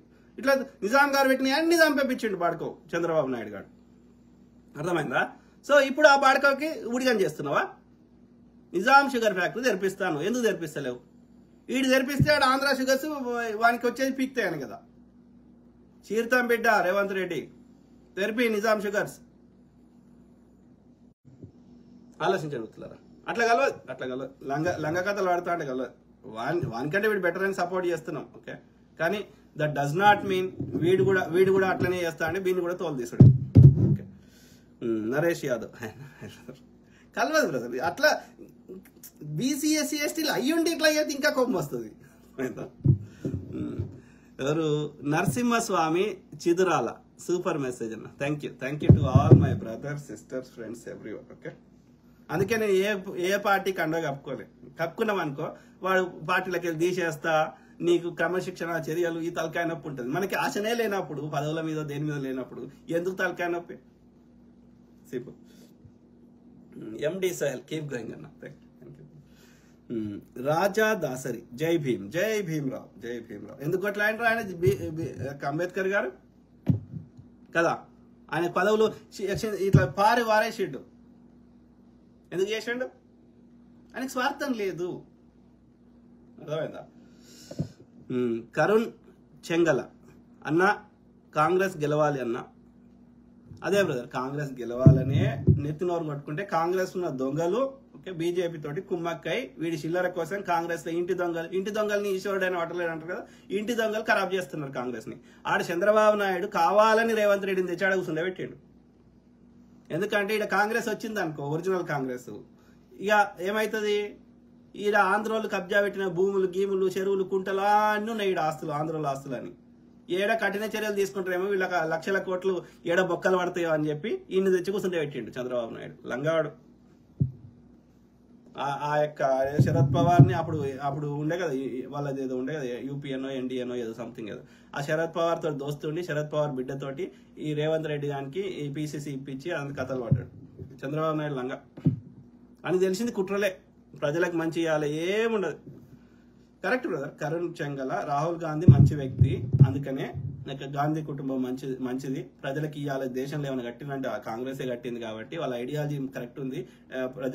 మధ్య మార్గంలో ప్రజాస్వామ్యము అట్లనే సంక్షేమము అభివృద్ధి సమపాలనలు చేస్తున్నాం. మన బతుకులు మార్చడానికి ఈ చిల్లర కాకుండా మనకు భూములు ఇస్తేనో మన బతుకులు మార్చే విధంగా వాళ్ళు చర్యలు తీసుకున్నారు కాబట్టి ఆ యొక్క తెలంగాణ ఇచ్చిర్రు కాబట్టి అంత ఆంధ్రలో ఎంత ఇబ్బంది పెట్టినా ఎంత కాంగ్రెస్ పార్టీని ఆంధ్రప్రదేశ్లో చంపేసినా కాబట్టి కాంగ్రెస్ పార్టీకి మద్దతు ఇస్తున్నాం. ఈ రాష్ట్రంలో ఉన్న గాడి కొడుకుల ముఖాలు చూసి అయితే చేస్తలేం. అక్కడ ఆ నేషనల్ కాంగ్రెస్ ని బేస్డ్ గానే మనం మాట్లాడుతున్నాం. కానీ ఈ గాడి కొడుకులకు సిగ్గుచరం లేదు. మనకున్న ప్రేమ పార్టీ మీద కానీ పార్టీ ఐడియాలజీ మీద కానీ ప్రజల మీద ఉన్న మనకున్న ప్రేమలో ఒక 1% ఈ గాడి కొడుకులకు ఉంటే బాగుండు. ఈ తెలంగాణ కాంగ్రెస్ నాయకులు అని చెప్పుకుంటున్న గాడి కొడుకులకి ఓకే సిగ్గుచరం లేదు.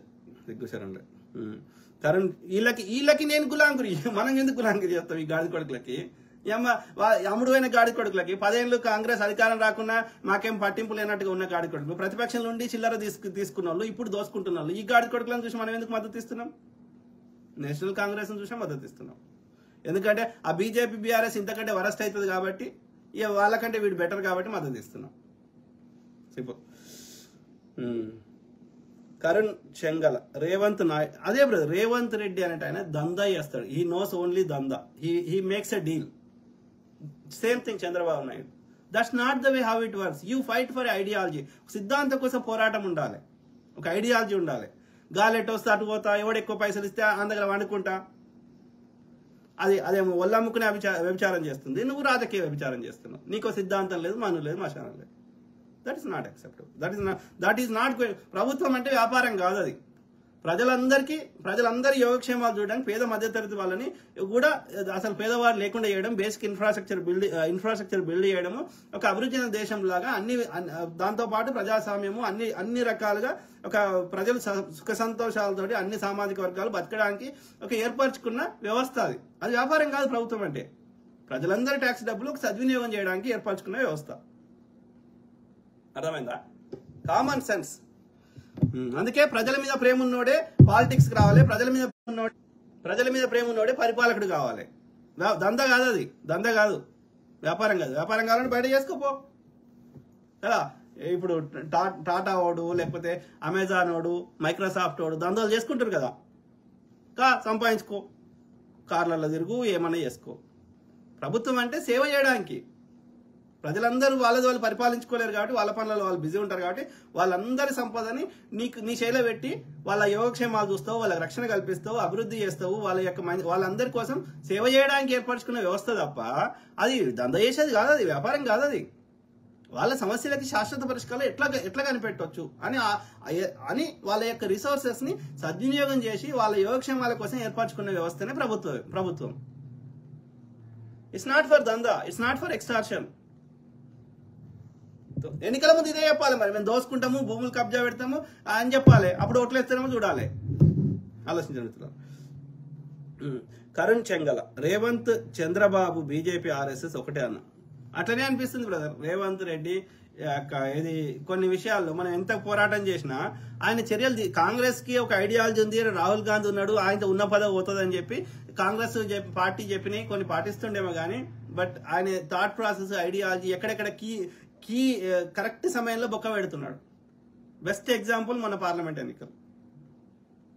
కావాలని 8 సీట్లు ఓడగొట్టిండు బీజేపీ నాడు రానియడానికి. లేకపోతే నా అంచనా ప్రకారం 2 సీట్లు బీఆర్ఎస్ వస్తుండే, మిగిలిన 12-14 సీట్లు కాంగ్రెస్ వస్తుండే. ఈడొచ్చి కర్ణాటకలో వస్తే కాంగ్రెస్, అక్కడ కేంద్రంలో కాంగ్రెస్ వచ్చేది. ఇంటి దొంగల వల్లనే నాశనం. తెలంగాణలో అయితే రేవంత్ రెడ్డి ఇన్ఫ్లుయెన్స్ చేస్తున్న వారు పైసలు ఆ చంద్రబాబు నాయుడు గారి పైన ఉన్నది బీజేపీ దొంగ. కల్పన అద్దూరి, జై భీమ్ అన్న, జై భీమరావు. సిస్టర్ కరుణ్ చెంగల, బతుకమ్మ శుభాకాంక్షలు. ఎస్, బతుకమ్మ దసరా శుభాకాంక్షలు మిత్రులందరికీ. ఎవరు? సిబి సురేష్ గుప్తా, అన్నా మీరు సూపర్, థ్యాంక్ యూ బ్రదర్. అన్నా మీరు నిజమే చెప్పాలి కదా బ్రదర్. నిజం చెప్పకపోతే వాట్ ఈస్ ద యూజ్? ఇప్పుడు నిజం చెప్తే తృప్తి కలుగుతుంది, నిజం చెప్పకపోతే వాట్ ఈస్ ద యూజ్? ఒక మన ఆత్మని చంపుకొని బతకాల్సిన అవసరం ఏముంది మనకి? Never never never. Sir Rajesh Mamidipalli, మీరు చెప్పేదానికి శాశ్వత పరిష్కారం ఏంటి? ఇప్పుడు అధిష్టానం బాగానే ఉంది, ఢిల్లీలో రాహుల్ గాంధీకి మంచి ఉద్దేశం ఉంది. రాహుల్ గాంధీని మనం ఏమంటలేం బ్రదర్. నేను ఈడ కూడా రాహుల్ గాంధీ వచ్చిండు ఆడ డాలస్ కి, పోదాం కలుద్దామంటే ఇండియాలో అంటే జనాలు ఉంటారు, ఓకే, దానికి ఒక పెద్ద వ్యవస్థ, దానికి ప్రొటెక్షన్, సెక్యూరిటీ. ఈడ కూడా ఈడ ఒకటి లేనే లేడు. వస్తే సెక్యూరిటీ పెట్టిర్రు, ఏదో ప్రైవేట్ సెక్యూరిటీ పెడితే పెట్టని, కానీ నాలాంటి వాళ్ళని కూడా కలవనీయకుండా మళ్ళీ ఆడ దంద చేస్తే ఏమనాలి నేను? ఇక్కడ ఉన్న ఓవర్సీస్ కాంగ్రెస్ వాళ్ళు ఆడ కలవాలి, లోపలికి పోయి ఫోటో దిగాలి అని తోటి అంటే $5,000 కట్టాలి. $5,000 కడితే లోపల ఫోటో దిగొచ్చట. అంటే నేను 500 హోటల్కి పెట్టి $500 ఒక ఫ్లైట్కి పెట్టుకొని అరౌండ్ $1,000 నేను ఖర్చు పెట్టుకొని అంత దూరం పోతే నేను ఇంకో 5,000 కట్టి ఆయనతో ఫోటో దిగడానికి ఏం చేసుకోవాలి? మర్చి పెట్టుకోవాలి నా ఫోటో. ఆలోచించండి మిత్రులారా. అంటే అంతా ఎట్లా అయిపోయారు అంటే దందా దందా. మళ్ళా ఆ వచ్చిన పైసలు ఏం చేసిరా ఓవర్సీస్ కాంగ్రెస్ వాళ్ళు, గాడిద కొడుకులు? ఆయన విజిట్ ని అట్లా వసూలు చేసిన పైసలు ఓవర్సీస్ లో ఉన్నోడికి వాడికి పైసలు కొదవలేనోడు, మళ్ళీ వాళ్ళు ఆ వచ్చిన దానికి మళ్ళీ షేరవుడు జేబులు వేసుకోడు. ఏం బతుకులరా ఇది? మీరు చెప్పేదానికి శాశ్వత పరిష్కారం ఏంటి? ఇప్పుడు అధిష్టానం బాగానే ఉంది, ఢిల్లీలో రాహుల్ గాంధీకి మంచి ఉద్దేశం ఉంది, పైసలకి అమ్ముడుపోడు. కానీ ఎక్కడో హైదరాబాద్ లో తెలంగాణ పార్టీలో జరిగేది రాహుల్ గాంధీకి ఎలా తెలియాలి? దీనికి ఒక శాశ్వత పరిష్కారం ఉండాలి. గల్లీలో రాష్ట్రాల్లో ఏది జరిగినా కూడా అధిష్టానానికి తెలిసేలా ఒక ప్రాసెస్ అనేది రూపొందించుకోవాలి. ఉండదు బ్రదర్. ఎందుకుంటదంటే రాహుల్ గాంధీకి ఇక్కడ కాంగ్రెస్ తెలంగాణలో జరుగుతున్న ప్రతి అంశం మీద అవగాహన ఉంటది. ఎందుకుంటదంటే అక్కడ ఏది వాళ్ళ యొక్క కాంగ్రెస్ సీనియర్ లీడర్లు కానీ వాళ్ళ యొక్క కోర్ విశ్వాసంగా ఉండేటోళ్ళు ఎవరైతే అంటే ఫస్ట్ నుంచి ఉన్న వాళ్ళు ఎవరైతే ఉన్నారో, ఓకే, వాళ్ళకి ఒక కనెక్షన్ ఉంటుంది కాబట్టి వాళ్ళు ఓపెన్ గా మాట్లాడుకుంటారు. కాబట్టి ప్రతి రాష్ట్రంలో ఏమైతుంది అక్కడ గ్రౌండ్ పాలిటిక్స్ అనేది రాహుల్ గాంధీకి కానీ అక్కడ రాహుల్ గాంధీ కోటరీకి కానీ పూర్తి అవగాహన ఉంటుంది. కానీ ఏమీ చేయలేని పరిస్థితి. ఎందుకంటే ఇప్పుడు ఏం చేసినా మొత్తం తలకిందలైపోతుంది, ఈ ఉన్నది కూడా పోతుంది. సో కాబట్టి నచ్చకపోయినా టెంపరీగా నోరు మూసుకుని ఉండాల్సిన పరిస్థితి ఉంటుంది. ఓకే, దే నో ఎవ్రీథింగ్, అన్ని తెలుసు. కానీ ఇప్పుడు ఇక్కడ కాంగ్రెస్ కి నోరు కావాలి, ఈ మాత్రం ప్రభుత్వం నడవాలి. ఓకే, సో వాళ్ళకి ఇంత కొంత పార్టీకి ఫండ్ రావాలి. సో ఈ పార్టీ ఫండ్ వస్తేనే వేరే రాష్ట్రాల్లో వాళ్ళు పోటీ చేయగలుగుతారు.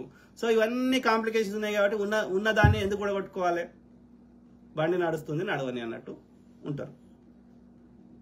ప్రస్తుతం అయితే అట్లే ఉంది. ఎందుకంటే బీజేపీ వాడు కాంగ్రెస్ ని మిగతా అన్ని రాష్ట్రాల్లో లేకుండా చేసినప్పుడు ఇక్కడ మనం అట్లా ఇట్లా కష్టపడి అందరి సమిష్టి కృషితో మనం వచ్చినప్పుడు ఈ ఉన్నదాన్ని కూడా పొడగొట్టుకోవడానికి అక్కడ వాళ్ళు సిద్ధంగా లేరు. కాబట్టి నచ్చినా నచ్చకపోయినా వాళ్ళు బ్లైండ్ ఐగా ప్రవర్తించాల్సిన పరిస్థితి క్రియేట్ చేయబడ్డది. Okay, simple. కాకపోతే దట్ డస్ నాట్ మీన్ మన వాళ్ళ యొక్క ఇక్కడ ఈ దొంగనా కొడుకులు చేసే ఈ యొక్క ఈ వివక్ష కానీ లేకపోతే ఈ కథలు లంగ కథలు కానీ మనం తీసుకోవాల్సిన అవసరం లేదు. రాహుల్ గాంధీ చేస్తాడా చేయడా ఆయన ఇష్టం, ఆయనకు అన్ని తెలుసు. కానీ ప్రస్తుతానికి చేయలేకపోవచ్చు. కానీ ఎప్పుడో ఒకసారి నిర్ణయం తీసుకుంటుండొచ్చు సోనియా గాంధీ గారు, రాహుల్ గాంధీ గారు. టైం వస్తుంది దేనికైనా. వాళ్ళ మీద మనం డిపెండ్ కావద్దు. మన తెలంగాణ మన ఇప్పుడున్న ప్రభుత్వం పార్టీలో ఏమైతుందో మనకు అనవసరం. ఓకే, పార్టీలో ఏమైతుందో మనకు అనవసరం. ప్రభుత్వం అనేది మనది, తెలంగాణ ప్రజలది. కాబట్టి అది ఏ పార్టీ ఉన్నా సరే మనము కొట్లాడాలి. అది మన ట్యాక్స్ డబ్బులు, మన ప్రభుత్వము, పార్టీలకు అతీతంగా అది. సో కాబట్టి దాన్ని మనం we have every right to question. So Rahul Gandhi ఏం చేస్తున్నది అది పార్టీ ఇంటర్నల్ ఇష్టం, మనకు సంబంధం లేదు. ఓకే,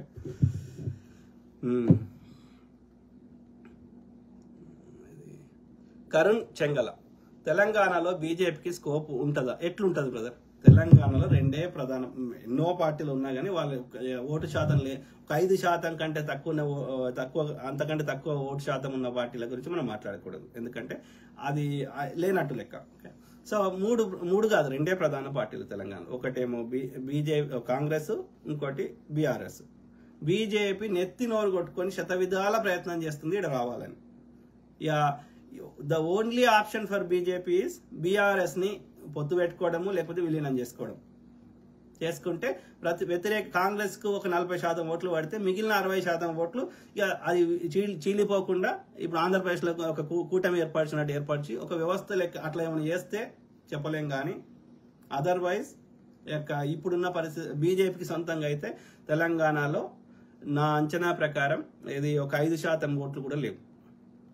ఆడ వచ్చినాయి కదా ఎంపీ ఎన్నికల్లో వచ్చినాయి, ఇట్లా వచ్చినాయి అంటే అవి కేవలం కాంగ్రెస్ ఓట్లు అన్న కానీ కాంగ్రెస్ పడాల్సిన ఓట్లు కానీ బీఆర్ఎస్ పడాల్సిన ఓట్లు కానీ బీజేపీకి పడ్డాయి. ఎందుకు పడ్డాయి అంటే కొన్ని ప్రత్యేక పరిస్థితులు క్రియేట్ చేయబడ్డాయి. ఆడ బలహీన అభ్యర్థులకు కాంగ్రెస్ టికెట్ ఇచ్చినప్పుడు కాంగ్రెస్ ఓట్లన్నీ బీజేపీకి పడ్డాయి, కానీ అక్కడ వాళ్ళు బీజేపీ ఓటర్స్ కాదు. సో గ్రామీణ ప్రాంతాల్లో బీజేపీ లేదు, వచ్చే అవకాశం కూడా లేదు. పట్టణాల్లో ముస్లిమ్స్ ఎక్కువ ఉన్న ఏరియాలో కొంత ఉన్నది, అందులో కూడా యూత్ లో మాత్రమే ఉంది. ఎందుకంటే యూత్ కి బరువు బాధ్యత లేవు కాబట్టి అందులో కూడా బీసీ యూత్ కు ఏది ముస్లిమ్స్ ఉన్న ఏరియాలో అంటే అర్బన్ లో అంటే కరీంనగర్, నిజామాబాద్, మహబూబ్ నగర్ లేకపోతే ఓల్డ్ సిటీ కొన్ని చోట్లనే బీసీ యూత్ లో. సో కాబట్టి హార్డ్లీ 5% కూడా లేదు మొత్తం ఓవరాల్. ఈ గ్రామీణ ప్రాంతాలు అసలు లేదు. మెజారిటీ ఓట్లు ఏడ పడుతున్నాయి, గ్రామీణ ప్రాంతాలనే పడతాయి. రైతులు ఎందుకు ఓటేస్తారు బీజేపీకి? ఆ గ్రామీణ ప్రాంతాల్లో చేతి వృత్తులు చేసుకునే వాళ్ళు బీజేపీకి ఎందుకు ఓటేస్తారు? వీళ్ళ వల్ల వాళ్ళకి ఏం లాభం అయింది? సో కాబట్టి మెజారిటీ ప్రజలు బీజేపీకి ఓటేసే అవకాశాలు ఎక్కడా లేవు. బీజేపీ వల్ల సామాన్యులకి ఏమి లాభమైందో మీరు చెప్పండి. కేంద్రం నుంచి ఏం పథకాలు వచ్చినాయి, ఏమి నిధులు వచ్చినాయి, ఏ ఇండస్ట్రీస్ కట్టబడ్డాయి, ఎంతమందికి ఉద్యోగాలు వచ్చినాయి, ఎన్ని నీటిపారుదల ప్రాజెక్టులు కట్టబడ్డాయి. సో కాబట్టి ఇంకా మళ్ళీ దానికి తోడు ఎన్ని ట్యాక్సులు తీసుకుంటారు కేంద్రం. సో కాబట్టి బీజేపీకి ఇక్కడైతే లేదు. ఆయా రాష్ట్రాల్లో అక్కడ ఏది బీజేపీ పాలిత రాష్ట్రాల్లో అక్కడ ఇక మోసం చేస్తుర్రా, ఇన్ఫ్లుయెన్స్ చేస్తుర్రా, ఇంకా ఏమేం ప్రజలని ఏమంటారు మోసం చేస్తుర్రా, ఇక అక్కడ ఒక్కొక్క రాష్ట్రంలో ఒక్కొక్క పరిస్థితి. కానీ తెలంగాణ నాట్ ఓన్లీ తెలంగాణ, దక్షిణాదిలో బీజేపీ కర్ణాటకలో ఆ యొక్క ఒక పర్టికులర్ కులం వాళ్ళు తిట్టుకోవడం వల్ల ఒక కులం వాళ్ళు ఇంకో కులం మతం పేరు మీద ఓట్లు వాళ్ళే, కానీ ఒక లింగాయత్స్ కి ఇంకోటి వీరశైవులకు మధ్యలో కొట్లాట వల్ల ఆ కులం పేరు మీద కర్ణాటకలో ఆ మాత్రం ఓట్లు వచ్చినాయి. కానీ దక్షిణాదిలో బీజేపీ రాదు. మిగతా ఉత్తరాదిలో కూడా చాలా చోట్ల లేదు. పంజాబ్ లేదు, వెస్ట్ బెంగాల్ లేదు, ఇంకా చాలా రాష్ట్రాలు లేదు. సో అక్కడ కూడా పోయే అవకాశాలు ఉన్నాయి. అర్థమైందా? బీహార్, వెస్ట్ బెంగాల్ ఇక్కడ కూడా అంత ఈజీ కాదు అక్కడ, ఎందుకంటే అక్కడ కూడా ముస్లిం పాపులేషన్ ఉంది. అక్కడ కూడా అన్నదమ్ములు లెక్క కలిసి ఉంటారు. ఏదో కొద్ది రాష్ట్ర అక్కడ కూడా మధ్యప్రదేశ్ లో కూడా కాంగ్రెస్ బలంగానే ఉంది, రాజస్థాన్ లో బలంగానే ఉంది, గుజరాత్ లో బలంగానే ఉంది. కానీ అక్కడ లంగ రాజకీయాలు చేసి మోసం చేసి అట్లా అడ్డదారులు వస్తున్నారు. అని ఏమంటున్నా, దక్షిణాదిలో రాదు, ఉత్తరాదిలో కూడా ఇంకా తగ్గుతుంది దాని ప్రాబల్యం. సో బీజేపీకి పోవడానికి దూరమేం లేదు, బీజేపీ దిగిపోవడానికి. మన దగ్గర అయితే సచ్చినా రాదు, రాసి పెట్టుకోండి. మోసం చేసి ఇప్పుడు 20% బీజేపీకి అక్కడ ఓటు శాతం ఉంటే ఇంకో 10-15% మోసం చేసి రాగలుగుతాడు. 5% ఓటు ఉన్నాడు 35% ఓటు మోసం చేస్తే తెలియదా? కాబట్టి బీజేపీ రాదు. సింపుల్. ఇక బీఆర్ఎస్ తోటి కుమ్మక్కయ్య చేయాలంటే ఇక అది ప్రజలు ఇక బీఆర్ఎస్ మీద ఉన్న వ్యతిరేకత అంతా బీజేపీకి వస్తుంది. ఒకవేళ కుమ్మక్కయ్య అనుకో, బీఆర్ఎస్ ఏం చేసిందో అందరు చూసారు. ఓకే, బీఆర్ఎస్ మీద ఉన్న వ్యతిరేకత బీజేపీకి వస్తుంది కాబట్టి ఆ ఉన్న 5% కూడా విక్తుంది. సో కాబట్టి ప్రస్తుతానికి అయితే తెలంగాణలో కాంగ్రెసే ఉంది. సో కాంగ్రెస్ కూడా ఇట్లనే పిచ్చి కథలు పడి లంగ కథలు పడితే మనలాంటి వాళ్ళు అందరం కలిసి కొత్త పార్టీ పెట్టుకోవాలనే పరిస్థితి వస్తుంది. అర్థమైందా? అంతేగాని ఇక వాడు షెడ్డోడు కాబట్టి వీడు ఎట్లా చేసినా భరిస్తామని కాంగ్రెస్ వాడు అనుకుంటే తంతం పట్టుకొని కాంగ్రెస్ అని ఎన్నాడు ఒకనాడు ఇట్లా ఇంటర్నెట్ సమస్య వస్తుంది. సో కాబట్టి కాంగ్రెస్ వాళ్ళు బుద్ధి తెచ్చుకోవాలి. 10 ఏళ్ళు అధికారం లేకుండా ప్రతిపక్షం ఉన్నప్పుడు ఆ నొప్పి ఏందో తెలుసుకుంటే ఇప్పుడు మంచిగా బిహేవ్ చేస్తారు. అర్థమైందా? కరుణ్ చెంగల ఏమైతుంది, ఎక్కువ ఎల్లకాలం ఎవరు ఈ ఇబ్బందులు తీసుకోరు కదా. కాంగ్రెస్ కూడా అట్లా చేస్తే ఏం చేస్తారు, ప్రజలే కలిసి కొత్త పార్టీ పెట్టుకుంటారు. కరుణ్ చెంగల తెలంగాణలో బీజేపీకి చెప్పిన బ్రదర్. సో రాజేష్ మామిడి బ్రదర్ ఏమంటున్నారు, తెలిసినా కూడా ఏమీ చేయలేని పరిస్థితి అంటున్నారు, 100 క్యాలిక్యులేషన్స్ అంటున్నారు. ఇప్పుడు మీరు ఆ పొజిషన్లో పదవిలో ఉన్నావు కూడా అంతే కదా, ఇవన్నీ మీకు కూడా అడ్డు అనిపిస్తాయి అంటే వాళ్ళకు ఒక న్యాయం, మీకు ఒక న్యాయం కాదు. మరి అలాంటప్పుడు మీరు వాళ్ళ నాన్న వద్దు, మీరు అక్కడున్నా కూడా, ఇది నాకు అర్థం కాలేదు కదా, తెలిసినా కూడా ఏమీ చేయలేని పరిస్థితి అంటున్నారు, 100 క్యాలిక్యులేషన్స్ అంటున్నారు. ఇప్పుడు మీరు ఆ పొజిషన్లో పదవిలో ఉన్నా కూడా అంతే కదా, ఇవన్నీ మీకు కూడా అడ్డు అనిపిస్తాయి అంటే వాళ్ళకు ఒక న్యాయం, మీకు ఒక న్యాయం కాదు. మరి అలాంటప్పుడు మీరు వాళ్ళ నాన్న, వాళ్ళ కొంత అర్థం కాలేదు రాజేష్ బ్రదర్. సో ఏది ఏమైనా నేనేమంటున్నా అంటే, ఇప్పుడు ప్రజల కోసం సేవ చేయడానికే వాళ్ళకి పదవులు కదా, అదైతే ఫండమెంటల్స్ అయితే మార్చలేం కదా పార్టీలకు అతీతంగా. సో అన్నప్పుడు ప్రజలకి అందుబాటులో ఉండాలన్నా వద్దా? సింపుల్. ఓన్లీ ఫోటోలు దిగడానికి కాదు కదా. ఇప్పుడు ఉత్తమ్ రెడ్డి గారు ఉన్నారు, లేకపోతే వెంకటరెడ్డి గారు ఉన్నారు. మీరు అడగండి కార్యకర్తల్ని కానీ ఎవరు సామాన్యులను కానీ, 99% ఆఫ్ ద టైమ్స్ ఓకే, ఎవ్వరు ఫోన్ చేసినా వాళ్ళకి వీలైతే ఎత్తుతారు, లేకపోతే వాళ్ళకి వీలు కాకపోతే వాళ్ళకి సంబంధించిన వాళ్ళని ఎత్తుతారు.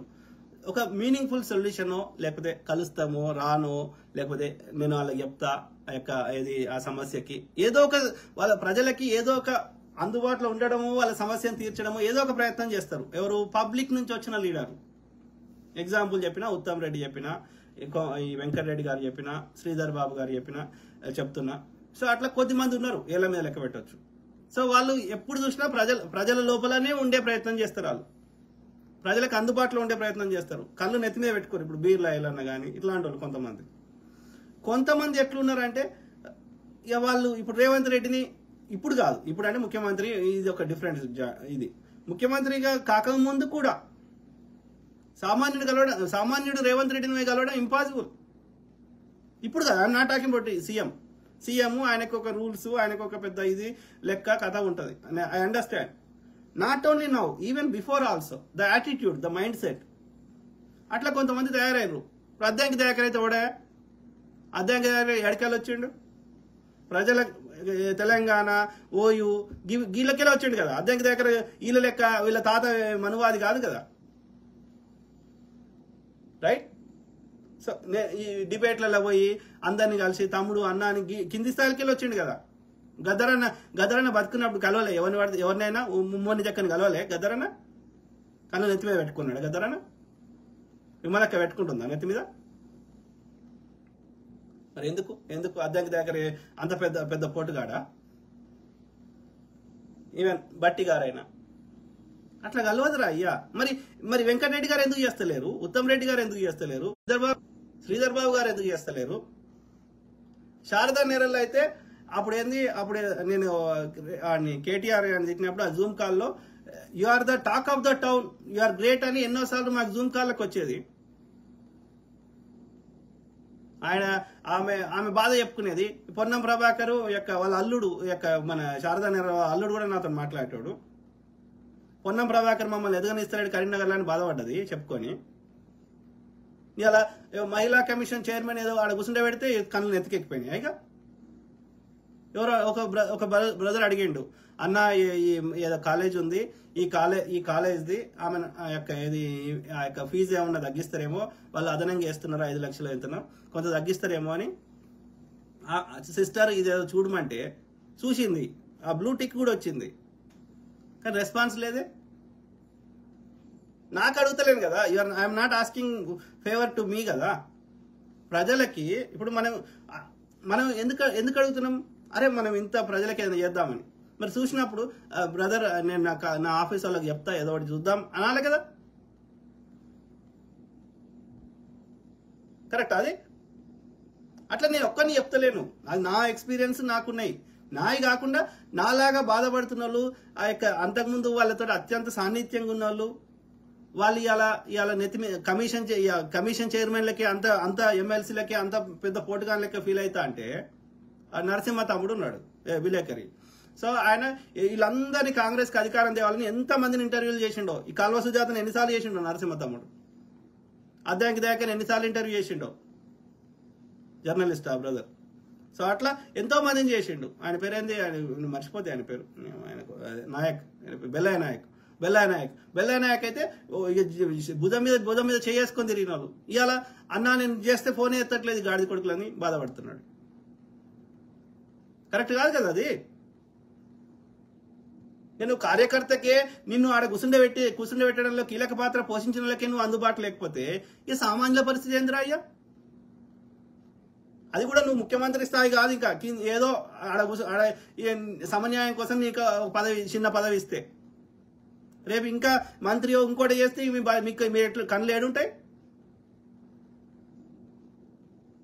ఏంది ఇది? మీరు అడగండి. అదే నాకు ఎంతమంది చెప్పిండ్రు అన్న ఉత్తమ్ రెడ్డి ఆ ఢిల్లీకి పోయి అక్కడ పీసీసీ ఉన్నప్పుడు కానీ ఇప్పుడు కానీ అప్పుడు కానీ ఢిల్లీకి పోయి దిగి వచ్చిన ఫ్లైట్లో ఎయిర్పోర్ట్లో దిగినాక కూడా ఫోన్ ఎత్తి సరే బిడ్డ నేను మాట్లాడతా అని వాళ్ళు రెస్పాన్స్ ఇస్తారు. అంత అట్లా లేరు వాళ్ళు. వెంకరెడ్డి గారి గురించి కూడా పాజిటివ్గా విన్నాను చాలా మందితోటి. అట్లా ఈ గాడి కొడుకులేదు. I have listen both versions. ఇది నేను చెప్తలేను కదా, నా అనుభవాలు నాకున్నాయి, నా సొంత అనుభవాలు చెప్తలేను. ఒక సామాన్యులు మాట్లాడినే చెప్తున్నా వాళ్ళ అనుభవాల్ని. కరెక్టా అది? కాంగ్రెస్ వాళ్ళ ద్వారా నాకు గడికోసారి పైసలు నేనేమన్నా ఇండస్ట్రియల్ ఇస్తున్నా? వాడు బీజేపీడో బీఆర్ఎస్ ఓడో లంగముండలో ఎవరో పైసలు కావాలని ఫేక్ రీజన్ పెట్టి అడిపించారు ఏదో అంటే ఐ అండర్స్టాండ్. ఎందుకంటే పొద్దుగాలు వేస్తే వాళ్ళ తప్పులు ఎత్తి చూపెడుతున్నాయి కాబట్టి, లేకపోతే నా క్యారెక్టర్ అసాసినేట్ చేసినట్టు అర్థం. కాంగ్రెస్ లో ఉన్న గాడి కొడుకులు చేస్తే ఏమర్థం? అంటే ఏంది? కులమే కదా ఇక ఆడ ఉన్నది ఏంది? కులమే, ఇంకేం లేదు ఆడ. We don't accept such behaviour. ఎవడైనా సరే పార్టీలకు అతీతంగా వాస్తవ నిజాలు మాట్లాడాల్సిందే బ్రదర్. ఓకే చెప్పు రాజేష్ మోహన్. నేను అనేది ఏంటంటే ఇవన్నీ రాహుల్ గాంధీకి తెలిసినా కూడా ఏమీ అన్నాడు. ఎందుకంటే ఒక టిపికల్ సిచ్యువేషన్ క్రియేట్ చేయబడ్డది. ఒక ప్రత్యేక పరిస్థితులలో ఏమనలేని పరిస్థితి ఉంది. దట్ డస్ నాట్ మీన్ ఎల్లకాలం ఏమనడానికి కాదు బ్రదర్. ఈ టైంలో ఈ సిచ్యువేషన్లో ఏమనలేని పరిస్థితి ఉంది ప్రస్తుతానికి. ఎందుకంటే ఇప్పుడు నేను కాంగ్రెస్ ఎందుకు మద్దతు ఇస్తున్నాం? ఇవ్వకపోతే వాడు బీజేపీ బీఆర్ఎస్ వచ్చిన ఇంతకంటే వరస్ట్ అవుతుంది. కాబట్టి నా తెలంగాణ ప్రజలకి ఏది మంచో ఆలోచించి మద్దతు ఇవ్వాల్సి వస్తుంది, నాకు నచ్చినా నచ్చకపోయినా. వానికంటే బెటర్ కాబట్టి మద్దతు ఇస్తున్నాం. వీడిని తీసిన మళ్ళీ వాడు వచ్చింది అనుకో, ఉన్నది పోతుంది ఉంచుకున్నది పోతుంది సామెత ఉంది కదా. సో ఏమి అన్నాడు, 100 క్యాలిక్యులేషన్స్ ఉంటాయి అంటున్నారు. అంటే మీరు ఆపోజిషన్లో కూడా అంతే కదా, మీకు కూడా కరెక్ట్ బ్రదర్. నేను రాహుల్ గాంధీని తప్పు పడతలేను. రాహుల్ గాంధీని 1% నేను తప్పు పడతలేను. ఓకే, రాహుల్ గాంధీ ఆయన ఆలోచించే నిర్ణయాలు తీసుకుంటుండు. ఆయన ఒక డెసిషన్ మేకింగ్ అనేది కానీ, ప్రజల మధ్యలకు రావడం కానీ, ప్రజా సమస్యలను స్పందించడం కానీ, వాట్ ఎవర్ ఈ బీజేపీ చేస్తున్న దుష్ప్రచారాలు, పప్పు అని కానీ, ఆయనకు పెట్టిన ఇబ్బందులు కానీ, సిబిఐడి కానీ, ఆయన ఇన్ని ప్రత్యేక వాళ్ళ ఆర్థిక మూలాలను దెబ్బకొట్టినా, ఎన్ని చేసినా, కాంగ్రెస్ ముక్త భారత్ చేయాలని ప్రయత్నం చేసినా, నెహ్రూ గారి మీద బురద తల్లినా, ఇందిరాగాంధీ మీద బురద తల్లినా, ఆయన ఒక బ్యాలెన్స్డ్గా ప్రజా సమస్యల మీద కన్సిస్టెంట్గా పోరాడుతూనే ఉన్నాడు. I really appreciate him for that, Rahul Gandhi. Okay sir, నేను రాహుల్ గాంధీ గురించి ఇక్కడ చర్చ లేనే లేదు. I appreciate him for that. Rahul Gandhi వచ్చిండనే $1000 అయినా సరే పోతేవా అని నేను కలుద్దామనే ప్రయత్నం చేసిన. సో కాబట్టి ఐ అప్రిషియేట్ హిమ్. రాహుల్ గాంధీని నాకు ఆయన మీద మంచి గౌరవం ఉంది. నేను ఆయన ఇక్కడ ఈ చర్చలోకే తెస్తలేను. ఇక్కడ ఉన్న గాడిద కొడుకుల మీద మనం మాట్లాడచ్చు, మనం వీళ్ళని తోకల్ని కత్తిరియచ్చు, వీళ్ళని వీళ్ళని తెచ్చి కూర్చుని పెట్టుకున్నాం కాబట్టి వీళ్ళని మనకు అనుకూలంగా పని చేయించుకునే ప్రయత్నం చేయొచ్చు. వీళ్ళకి పదవి అంటే బాధ్యత అయ్యా, ఆ ఎక్స్ట్రా ఇంకా తోకలు కళ్ళకి నెత్తి మీద ఎక్కినాయి కదా, అవి దింపొచ్చు అని చెప్తున్నా. మనం కొట్లాడదాం వీళ్ళతోటి. రాహుల్ గాంధీకి ఇది సంబంధం లేదు, ఇది సింపుల్. రాజేష్ బ్రదర్. కరుణ్ చెంగల, మనం కాంగ్రెస్ రావాలి అని చాలా కోరుకున్నామన్నా వచ్చాక వాళ్ళ తీరు మారిపోయారని. అందరూ మారలేదు బ్రదర్, కొందరు ఎవరైతే పేర్లు చెప్తున్నో వాళ్ళు మారారు. మరికంటి భవాని ఆమె లీడరే కాదు నా దృష్టిలో. ఓకే, పోయింది ఆస్ట్రేలియా పోయింది, మళ్ళీ వచ్చింది. ఆమె మాట్లాడే భాష ఇటు గ్రాంధికం లేదు, అటు ఊరు భాష లేదు. ఆమె భాష కానీ, ఆమె వేషధారణ అంటే మనకు సంబంధం లేని ముచ్చట కానీ, బట్ ఆమె ఒక ఇన్ఫ్లుయెన్స్ చేసే స్థాయిలో కానీ, ఆమె చెప్తే 4 ఓట్లు ఎక్కడన్నా పడ్డాయి కానీ, ఆడ ఆడ అప్పుడు టికెట్ తీసుకుంది సిద్దిపేటలో కాంగ్రెస్ రాదు, హరీష్ రావు ఆడు బాగా ఇన్ఫ్లుయెన్స్ చేసిండు మొత్తం అక్కడ వ్యవస్థలను అన్నిటి అని చెప్పి కూడా ఈమె కావాలని తీసుకొని హరీష్ రావు దగ్గర 5 కోట్ల 10 కోట్ల తీసుకొని వాడికి భారీ మెజారిటీ తెప్పించి ఇక ఆ తర్వాత ఇప్పుడు నేనే కాంగ్రెస్ కోసం ఏం చేసినా అన్నట్టుగా వీళ్ళంతా బిల్డప్ ఇస్తే మస్తు కోపం వస్తుంది. చెప్పండి, మరికంటి భవాని అనేట ఆమె కూడా లీడరా? ఆమె చెప్తే ఒక ఓటు పడుతుందా మీరు చెప్పండి? అందరు దొంగలు తయారయ్యారు. ఏం లేదు, ఎంత అయితే అంత 5 కోట్లు 10 కోట్లు 100 కోట్లు ఎంత అయితే అంత ఎవరిని దోషినంత ఆడు సంపాదించుకోవాలని ట్రై చేస్తున్నారు. దానికోసం వాళ్ళకి గుడిగని చేసుడో లేకపోతే వాళ్ళకి నీ కులం నా కులం ఒకటే అని చెప్పుడో మీది తినాలి మాది తినాలి అని చెప్పుడో ఏదో ఒక లంగ కథలు ఉన్నాయి. కరెక్ట్ లేదు సిస్టమ్. రాజేష్ మామిడిపల్లి బ్రదర్, తెలంగాణలో ప్రజా సంఘాల నాయకులు ఉన్నారు, ప్రశ్నిస్తున్నారు, కానీ కేవలం కాంగ్రెస్నే ప్రశ్నిస్తున్నారు. సో ఏది తెలంగాణలో రాజేష్ మామిడిపల్లి బ్రదర్, తెలంగాణలో ప్రజా సంఘాల నాయకులు ఉన్నారు, ప్రశ్నిస్తున్నారు, కానీ కేవలం కాంగ్రెస్నే ప్రశ్నిస్తున్నారు. వాళ్ళు బీజేపీని అస్సలు ఏమీ అనట్లేదు.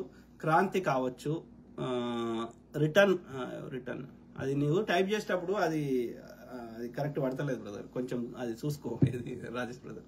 సో క్రాంతి కావచ్చు, రఘు జర్నలిస్ట్ కావచ్చు, పాషం యాదగిరి కావచ్చు, వీళ్ళందరు దొంగలు బ్రదర్. ఇక్కడ రఘు జర్నలిస్ట్ అంటే వాడు ఎక్స్టార్షన్ చేస్తున్నాడు. ఓకే, వాడికి ఒక ఆడికి సిద్ధాంతం లేదు. ఓకే, వాడు కూడా సేమ్ థింగ్, ఎవడు ఎక్కువ పైసలు ఇస్తే ఆయన పాట పాడతాడు, సింపుల్. ఓకే, నాకు చెప్పిన అంటే ఎవడో చెప్తే మనం నమ్మం.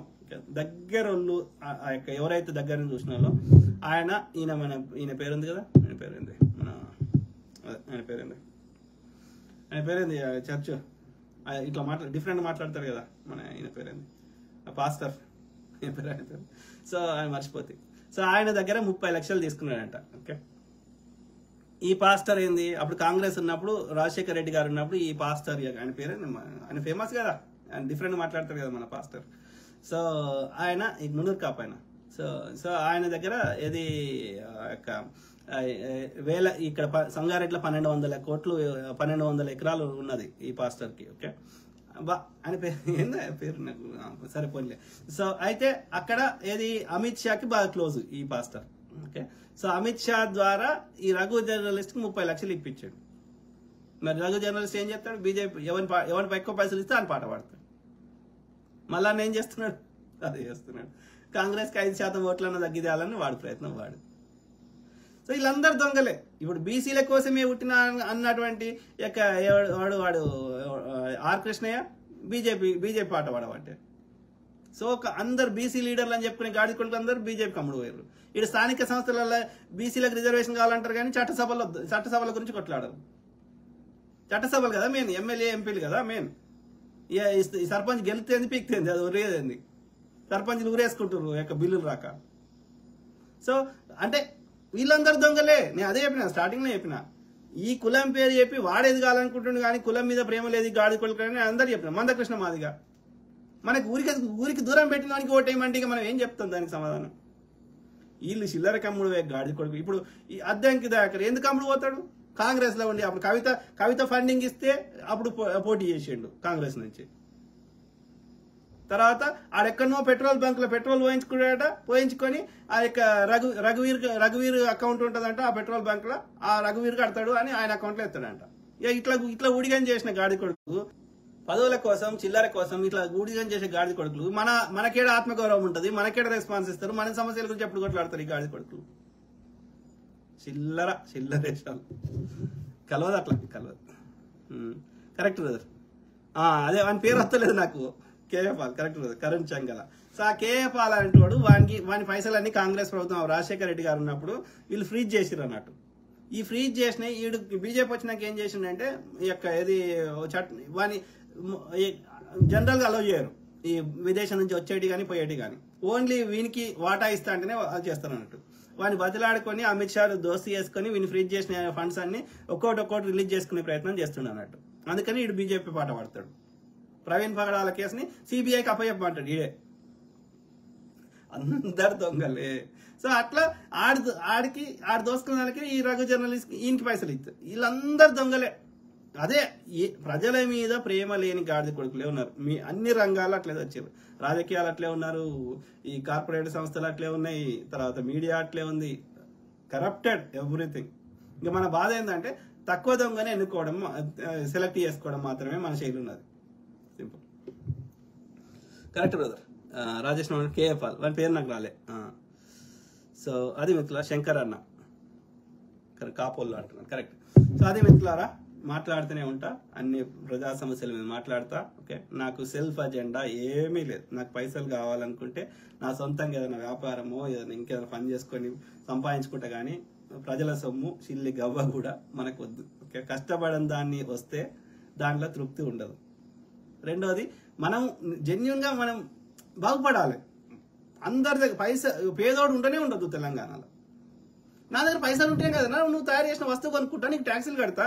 నన్ను పేదోడిని చేసి నాకు నాకు ఇంత దొడ్డు రేషన్ బియ్యం ఇస్తాను, ఏం చేసుకుంటా? కానీ వాళ్ళ సిద్ధాంతం కరెక్ట్ లేదు, వాళ్ళ ఐడియాలజీ కరెక్ట్ లేదు. మనం పేదోడికి ఉంటేనే వాడు చిల్లర ఇచ్చలేదు, వానికి ఓట్లు పడతాయి, వాని ఇంట్లో వానికి బస్ వాని కారు నడిపేటోడు, వాని యొక్క పంట పొలాలు కోసేటోడు, వాని పొలంలో కైకిలు చేసేటోడు, వానికి గుళ్ళ సేవ చేసేటోడు, వీళ్ళందరూ వీడు పేదోడికి ఉంటేనే ఈ వర్ణ వ్యవస్థ కుల వ్యవస్థ ఉండి అంచెలు ఉండి ఈ పేదోడికి ఉంటేనే మనం చెప్పినట్టు వింటారు, మన ఆధిపత్యం నడుస్తుందని ఈ గాడి కొడుకులు కావాలని పాలసీస్ చిల్లరిస్తాం కానీ అభివృద్ధి చేయం. కలవదు అట్లా. ఓకే, అభివృద్ధి నువ్వు చేస్తే రోజు రోజుకి పంచిపెట్టే కార్యక్రమాలు అవసరమే ఉండదు. నా దగ్గర పైసలు ఉన్నాక నువ్వు నీ దొడ్డు రేషన్ నేనే సన్న బియ్యం కొనుక్కొని తింటా, నీ దొడ్డు రేషన్ బియ్యం నాకెందుకు? అంటే నా చేయిలో పైసలు ఆడేటట్టు చేస్తే నువ్వు పంచిపెట్టాల్సిన అవసరం లేదు నాకు. అంటే ఏం చేయాలి? మెజారిటీ మనం కట్టిన ట్యాక్స్ డబ్బులు సంపద అభివృద్ధికి వాడాలి. కానీ ఇప్పుడు ఏం చేస్తారు? మెజారిటీ యొక్క 50 కొంత పంచి పెడతారు, ఇక మిగిలింది ఏదో పేరు చెప్పి దోసుకుంటారు. అభివృద్ధికి పెద్దపీట వేయరు. అభివృద్ధికి పెద్దపీట వేసినప్పుడే ఇప్పుడు సొంతంగా ఎవరైనా వ్యాపారం పెట్టుకుంటా అంటే వాళ్ళకి లోన్లు ఇచ్చి వాళ్ళకి స్కిల్ డెవలప్మెంట్ ట్రైనింగ్ ఇచ్చి చేస్తే వాళ్ళే 10 మందికి ఉద్యోగం ఇస్తారు, 10 మంది దగ్గర పైసలు ఆడతాయి, వాళ్ళ దగ్గర ధనవంతులు ఎక్కువ మంది తయారైతే స్టార్టప్స్ వీటికి ఎంకరేజ్ చేస్తే మన రాష్ట్రం అభివృద్ధి అవుతుంది.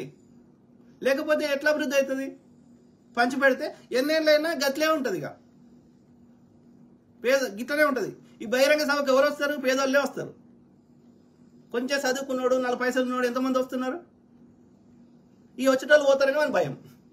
ఈ చిల్లరకు ఈ 2000 4000 ఇస్తే ఓట్లు వేసేటోళ్ళు వీళ్ళు ఈ పైసలు ఇచ్చిన పైసలు ఉన్నాడు పైసలు ఉన్నాడు కూడా తీసుకుంటుండే, అదో దరిద్రం. కానీ బట్ స్టిల్ రిలేటివ్లీ ఓకే తక్కువ మంది తీసుకునే అవకాశం ఉంది పైసలు ఉన్నారు. కాబట్టి వాళ్ళ యొక్క అస్తిత్వం పోతుంది, వాళ్ళ ఆధిపత్యం పోతుంది, వాళ్ళ అధికార ఇది పోతుంది. కాబట్టి వాళ్ళు కావాలని వాళ్ళ పాలసీస్ కానీ వాళ్ళ విధానం కానీ ఎక్కడ కూడా మన బతుకులు మారే విధంగా చర్యలు ఉండలేవు ప్రస్తుతానికైతే. అందుకనే ఏమంటున్నా అంటే మనం కొట్లాడాలి, మనకి మార్పు కావాలంటే మనం కొట్లాడాలి. అందుకోసం నా తాపత్రయం. ఓకే, కరుణ్ చెంగల ఏమంటున్నాడు? అన్న బీజేపీ ఓట్ చోరీ చేసి 400 పార్లమెంట్ సీట్లు. So Karun Chengala BJP vote చోరీ చేసి 400 పార్లమెంట్ సీట్లు తెచ్చుకుంటే ఇండియన్ కాన్స్టిట్యూషన్ తీసేస్తే అప్పుడు పరిస్థితి ఏంటి అన్న? ఏముంది? ముడ్డికి షీపులు ఏముంటుంది? పార్లమెంట్ ఓపెనింగ్ ఎవరు వచ్చారు బ్రదర్? ఎవరు వచ్చారు మీరు చెప్పండి? అంత కాషాయపోలే కదా. సనాతనం అంటారు కదా. సనాతనం అంటే ఏంది మనం చూస్తలేమా? బ్రహ్మ ముక్కులకెళ్ళి వచ్చినాడు, ఆడవాడు బ్రాహ్మణుడు, క్షత్రియుడు, వైశ్యుడు, శూద్రుడు, ఈ సిస్టమ్ లేనివాడు దళితుడు. మళ్ళీ గంతే అవుతుంది. మూతికి ముంత, ముడ్డికి చీపురు, వాళ్ళ బ్రెస్ట్ సైజుని బట్టి వాళ్ళకి ట్యాక్సులు, సతీ సహగమనాలు, మళ్ళీ రివర్స్ అవుతుంది.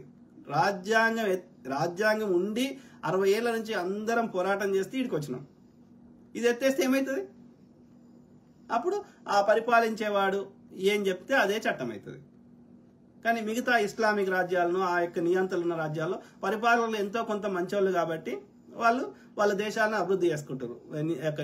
నియంత దేశాలైనా సరే, అది దుబాయ్ కావచ్చు, ఖతార్ కావచ్చు, ఇంకోటి కావచ్చు. కానీ రాజు రేపు ఏమైనా మార్చుకోవాలని ఇప్పుడు నార్త్ కొరియా ఉన్నది. సో అక్కడ ఉన్నటువంటి ఆ యొక్క ఎవరైతే ఉన్నారో కిమ్ జాన్ ఉన్, సో ఆయన ఏమనుకుంటే అదే చట్టం కదా అక్కడ. సో రేపు మళ్ళీ ఇదే ఆర్యలు, ఈ ఆర్య బ్రాహ్మణులు, సనాతనము, ఈ బీజేపీ సంబంధించిన వాళ్ళు రాజ్యాంగం ఎత్తేస్తే వాళ్ళే పరిపాలిస్తారు. అంతకుముందు వాళ్ళే కదా రాజు క్షత్రియుడైనా కానీ ఎవరు మొత్తం రాజ్యంలో ఉండే సంపద వీడి గుడి కింద దాచిపెట్టుకున్నాడు వాడు నాగబంధం వేసి పెట్టుకున్నదోడు. యొక్క యుద్ధం చేస్తే క్షత్రియుడు వస్తాడు, వ్యాపారం చేస్తే నష్టమో లాభమో ఆ యొక్క వైశ్యుడు వస్తాడు. ఇక మిగతా మొద్దు పనులని మనం చేస్తాము. మరి బ్రాహ్మణుడు ఏం చేస్తాడు? మనందరితో పని చేయిస్తాడు. అంతే కదా జరిగింది. సనాతనం అంటే గదే కదా, వేల సంవత్సరాల నుంచి అదే కదా జరిగింది. బ్రాహ్మణుడు యుద్ధం చేసిండా? బ్రాహ్మణుడు యొక్క మొద్దు పని చేసిండా? చేతి వృత్తులు చేసిండా? ఇక నీచమైన పనులు చేసిండా? బ్రాహ్మణుడు వ్యవసాయం చేసిండా? ఏం చేసిండు? మనందరిని వారి కంట్రోల్లో పెట్టుకున్నాడు, మనందరితో కాలు మొప్పించుకున్నాడు. మళ్ళీ అదే అవుతుంది, రివర్స్ అవుతుంది. రాజ్యాంగం ఎత్తేస్తే గదే అవుతుంది. అంటే ఈ 60 ఏళ్ళలో చేసిన ఆ సామాజిక న్యాయం ఇవన్నీ పీక్తాయి, మళ్ళీ వెనకటి లెక్క అవుతుంది, బ్యాక్వర్డ్ అవుతాం. ఇంకా ఆఫ్రికా దేశాల్లో కొన్ని ఉన్నాయి కదా, ఇంకొన్ని దేశాలు ఇప్పటికి కూడా. సో అట్లా రివర్స్ అవుతుంది. రాజ్యాంగం ఎత్తేస్తే అదే పరిస్థితి వస్తుంది. అందుకే వాడు అన్ని రాష్ట్రాల్లో కాంగ్రెస్ ఇంకో పార్టీ లేకుండా ఎందుకు చేస్తున్నాడు? ఎందుకంటే రేపు 400 సీట్లు ఈ యొక్క ఇది రాజ్యాంగాన్ని మార్చడానికి కానీ, ఆయా రాష్ట్రాల బీజేపీ కానీ దాని మిత్రపక్షం లేకుండా వేరే పార్టీ ఉంటే ఆ పార్టీల దగ్గర కూడా డబ్బులు ఉంటే వీడు పోటీ చేస్తాడు కాబట్టి, నీ కాంపిటీషన్ ఉంటాడు కాబట్టి, ఈ యొక్క పర్మనెంట్ గా ప్రతిపక్షాలు లేకుండా చేయడానికి ప్రతి రాష్ట్రంలో బీజేపీ అధికారం రావడానికి ట్రై చేస్తున్నది. ఇప్పుడు దక్షిణాదిలో పడ్డది, ఉత్తరాదిలో చేసే కుట్రలన్నీ చేసి కొంత సక్సెస్ అయ్యారు, కొన్ని చోట్ల కాలేదు, కొన్ని చోట్ల అయినరు. ఇప్పుడు దక్షిణాదిలో రావాలని ట్రై చేస్తారు. తమిళనాడులో ఆ విజయ్ వెనకాల నుండి చేపిస్తుంది ఎవడు? ఈ పవన్ కళ్యాణ్ వెనకాల నుండి చేపిస్తుంది ఎవడు? బీజేపీ వాడే. ఎట్లనే చేసి కాంగ్రెస్ సంబంధించిన లెఫ్ట్ ఐడియాలజీ ఉన్న పార్టీలో అధికారం రావద్దు, వీళ్ళ దగ్గర పైసలు ఉండకపోతే ఈ పార్టీలను చంపేయచ్చు, పర్మనెంట్ గా చంపేస్తే ఎల్లకాలం అనువాదం మనమే దోసుకోవచ్చు. స్టార్టింగ్ లో అక్కడ వీడు రాలేని దగ్గర, బీజేపీ రాని దగ్గర ఏం చేస్తాడు? అక్కడ కాంగ్రెస్ లెఫ్ట్ ఐడియాలజీ వ్యతిరేకించే లేకపోతే కాంగ్రెస్ ని వ్యతిరేకించే పార్టీలకి మద్దతు ఇస్తాడు స్టార్టింగ్ లో. తర్వాత ఏం చేస్తాడు? వాణ్ణి కూడా చంపేస్తాడు. ఎందుకంటే వీడే ఉండాలి అన్ని చోట్ల, మనవాదమే ఉండాలి. బెస్ట్ ఎగ్జాంపుల్ ఒరిస్సాలో ఎవరుండే? నవీన్ పట్నాయక్ ఉండే. నవీన్ పట్నాయక్ బీజేపీ తోడు కొట్లాడిండా? బీజేపీ ఫుల్ మద్దతు ఇచ్చిండు. ఇప్పుడు ఏం చేసిండు? కాంగ్రెస్ ఉండే గతంలో, కాంగ్రెస్ లేకుండా నవీన్ పట్నాయక్ వచ్చిండు. ఇప్పుడు నవీన్ పట్నాయక్ తీసేసి బీజేపీ వచ్చిండు. ఇప్పుడు రేపు ఆంధ్రప్రదేశ్ లో కూడా ఇప్పుడు వాడు పవన్ కళ్యాణ్ ఇప్పుడు ఏం చెప్తాడు? పవన్ కళ్యాణ్ నిన్నే ముఖ్యమంత్రి చేస్తారా అని టీడీపీని చంపడానికి ట్రై చేస్తాడు. వాడు నెక్స్ట్ టైం వాడు ఒకవేళ వచ్చిండు అనుకో వాణ్ణి చేస్తాడు. ఆ తర్వాత ఏం చేస్తాడు? వాణ్ణి కూడా చంపేసి బీజేపీ వస్తాడు. అంటే బ్రాహ్మణుడు, ఆర్యుడు వాడు మిగతా ఏ కమ్యూనిటీని కూడా, ఇంక్లూడింగ్ క్షత్రియుడు, ఇంక్లూడింగ్ వైశ్యుడు, ఇంక్లూడింగ్ ఎవడైనా కానీ, వాళ్ళు పైన వీనికంటే పైన ఉంటే వాని కింద వీడు ఉండి పరిపాలిస్తే వాడు చెప్పినట్టు వీడు వినడానికి వీడు రాసుకోలే పుస్తకం. అట్లా వీడు పైన ఉండాలనే రాసుకున్నాడు, బ్రహ్మ ముక్కులకెళ్ళి రావాలనే రాసుకున్నాడు. వీడు చెప్పిందే మిగతా వాళ్ళందరూ, వీడు చెప్పిందే వేదం, మిగతా వాళ్ళందరూ వీడు చెప్పింది వినాల్సిందే. సో కాబట్టి వాడు రాసుకున్న పుస్తకమే అట్లా రాసుకున్నాడు కాబట్టి వాడు పైన ఉండడానికే చేస్తాడు ఏం చేసినా. మన వాడు టెంపరీగా అట్లా నటిస్తాడు కానీ లాంగ్ టర్మ్ లో తోలు తీసి కూర్చుంది పెడతాడు కదా. ఇప్పుడు అన్ని చోట్ల చూస్తున్నాం. ఇప్పుడు ఆయన అధికారం రావడానికి అందరితో ఓట్లు వేయించుకున్నాడు. ఇప్పుడు అందరినీ తంతున్నాడు కదా, రైట్ ఇక్కడ. సో అది పరిస్థితి. అంటే అంతేగా ఎథిక్స్, మోరల్స్, పద్ధతి అది మనకు సామాన్యుల కోసం. అవి ఎందుకు ఆ రూల్స్? మనని కంట్రోల్ చేయడానికి రూల్స్. వాళ్ళకి రూల్స్ లేవు, they are above the law. వాళ్ళకు చట్టాలు వర్తించాయి. వాళ్ళు చట్టం చేస్తారు కానీ ఆ చట్టం మన కోసం మాత్రమే, వాళ్ళ కోసం కాదు. ఇదే అనువాదం. అందుకే ఆ పెద్ద ఆయనకు అలవెట్టమన్నాడు. సింపుల్. ఓకే. సో ప్రతి అంశం మీద అవగాహన చేస్తా, అట్లనే మీ తరఫున వాయిస్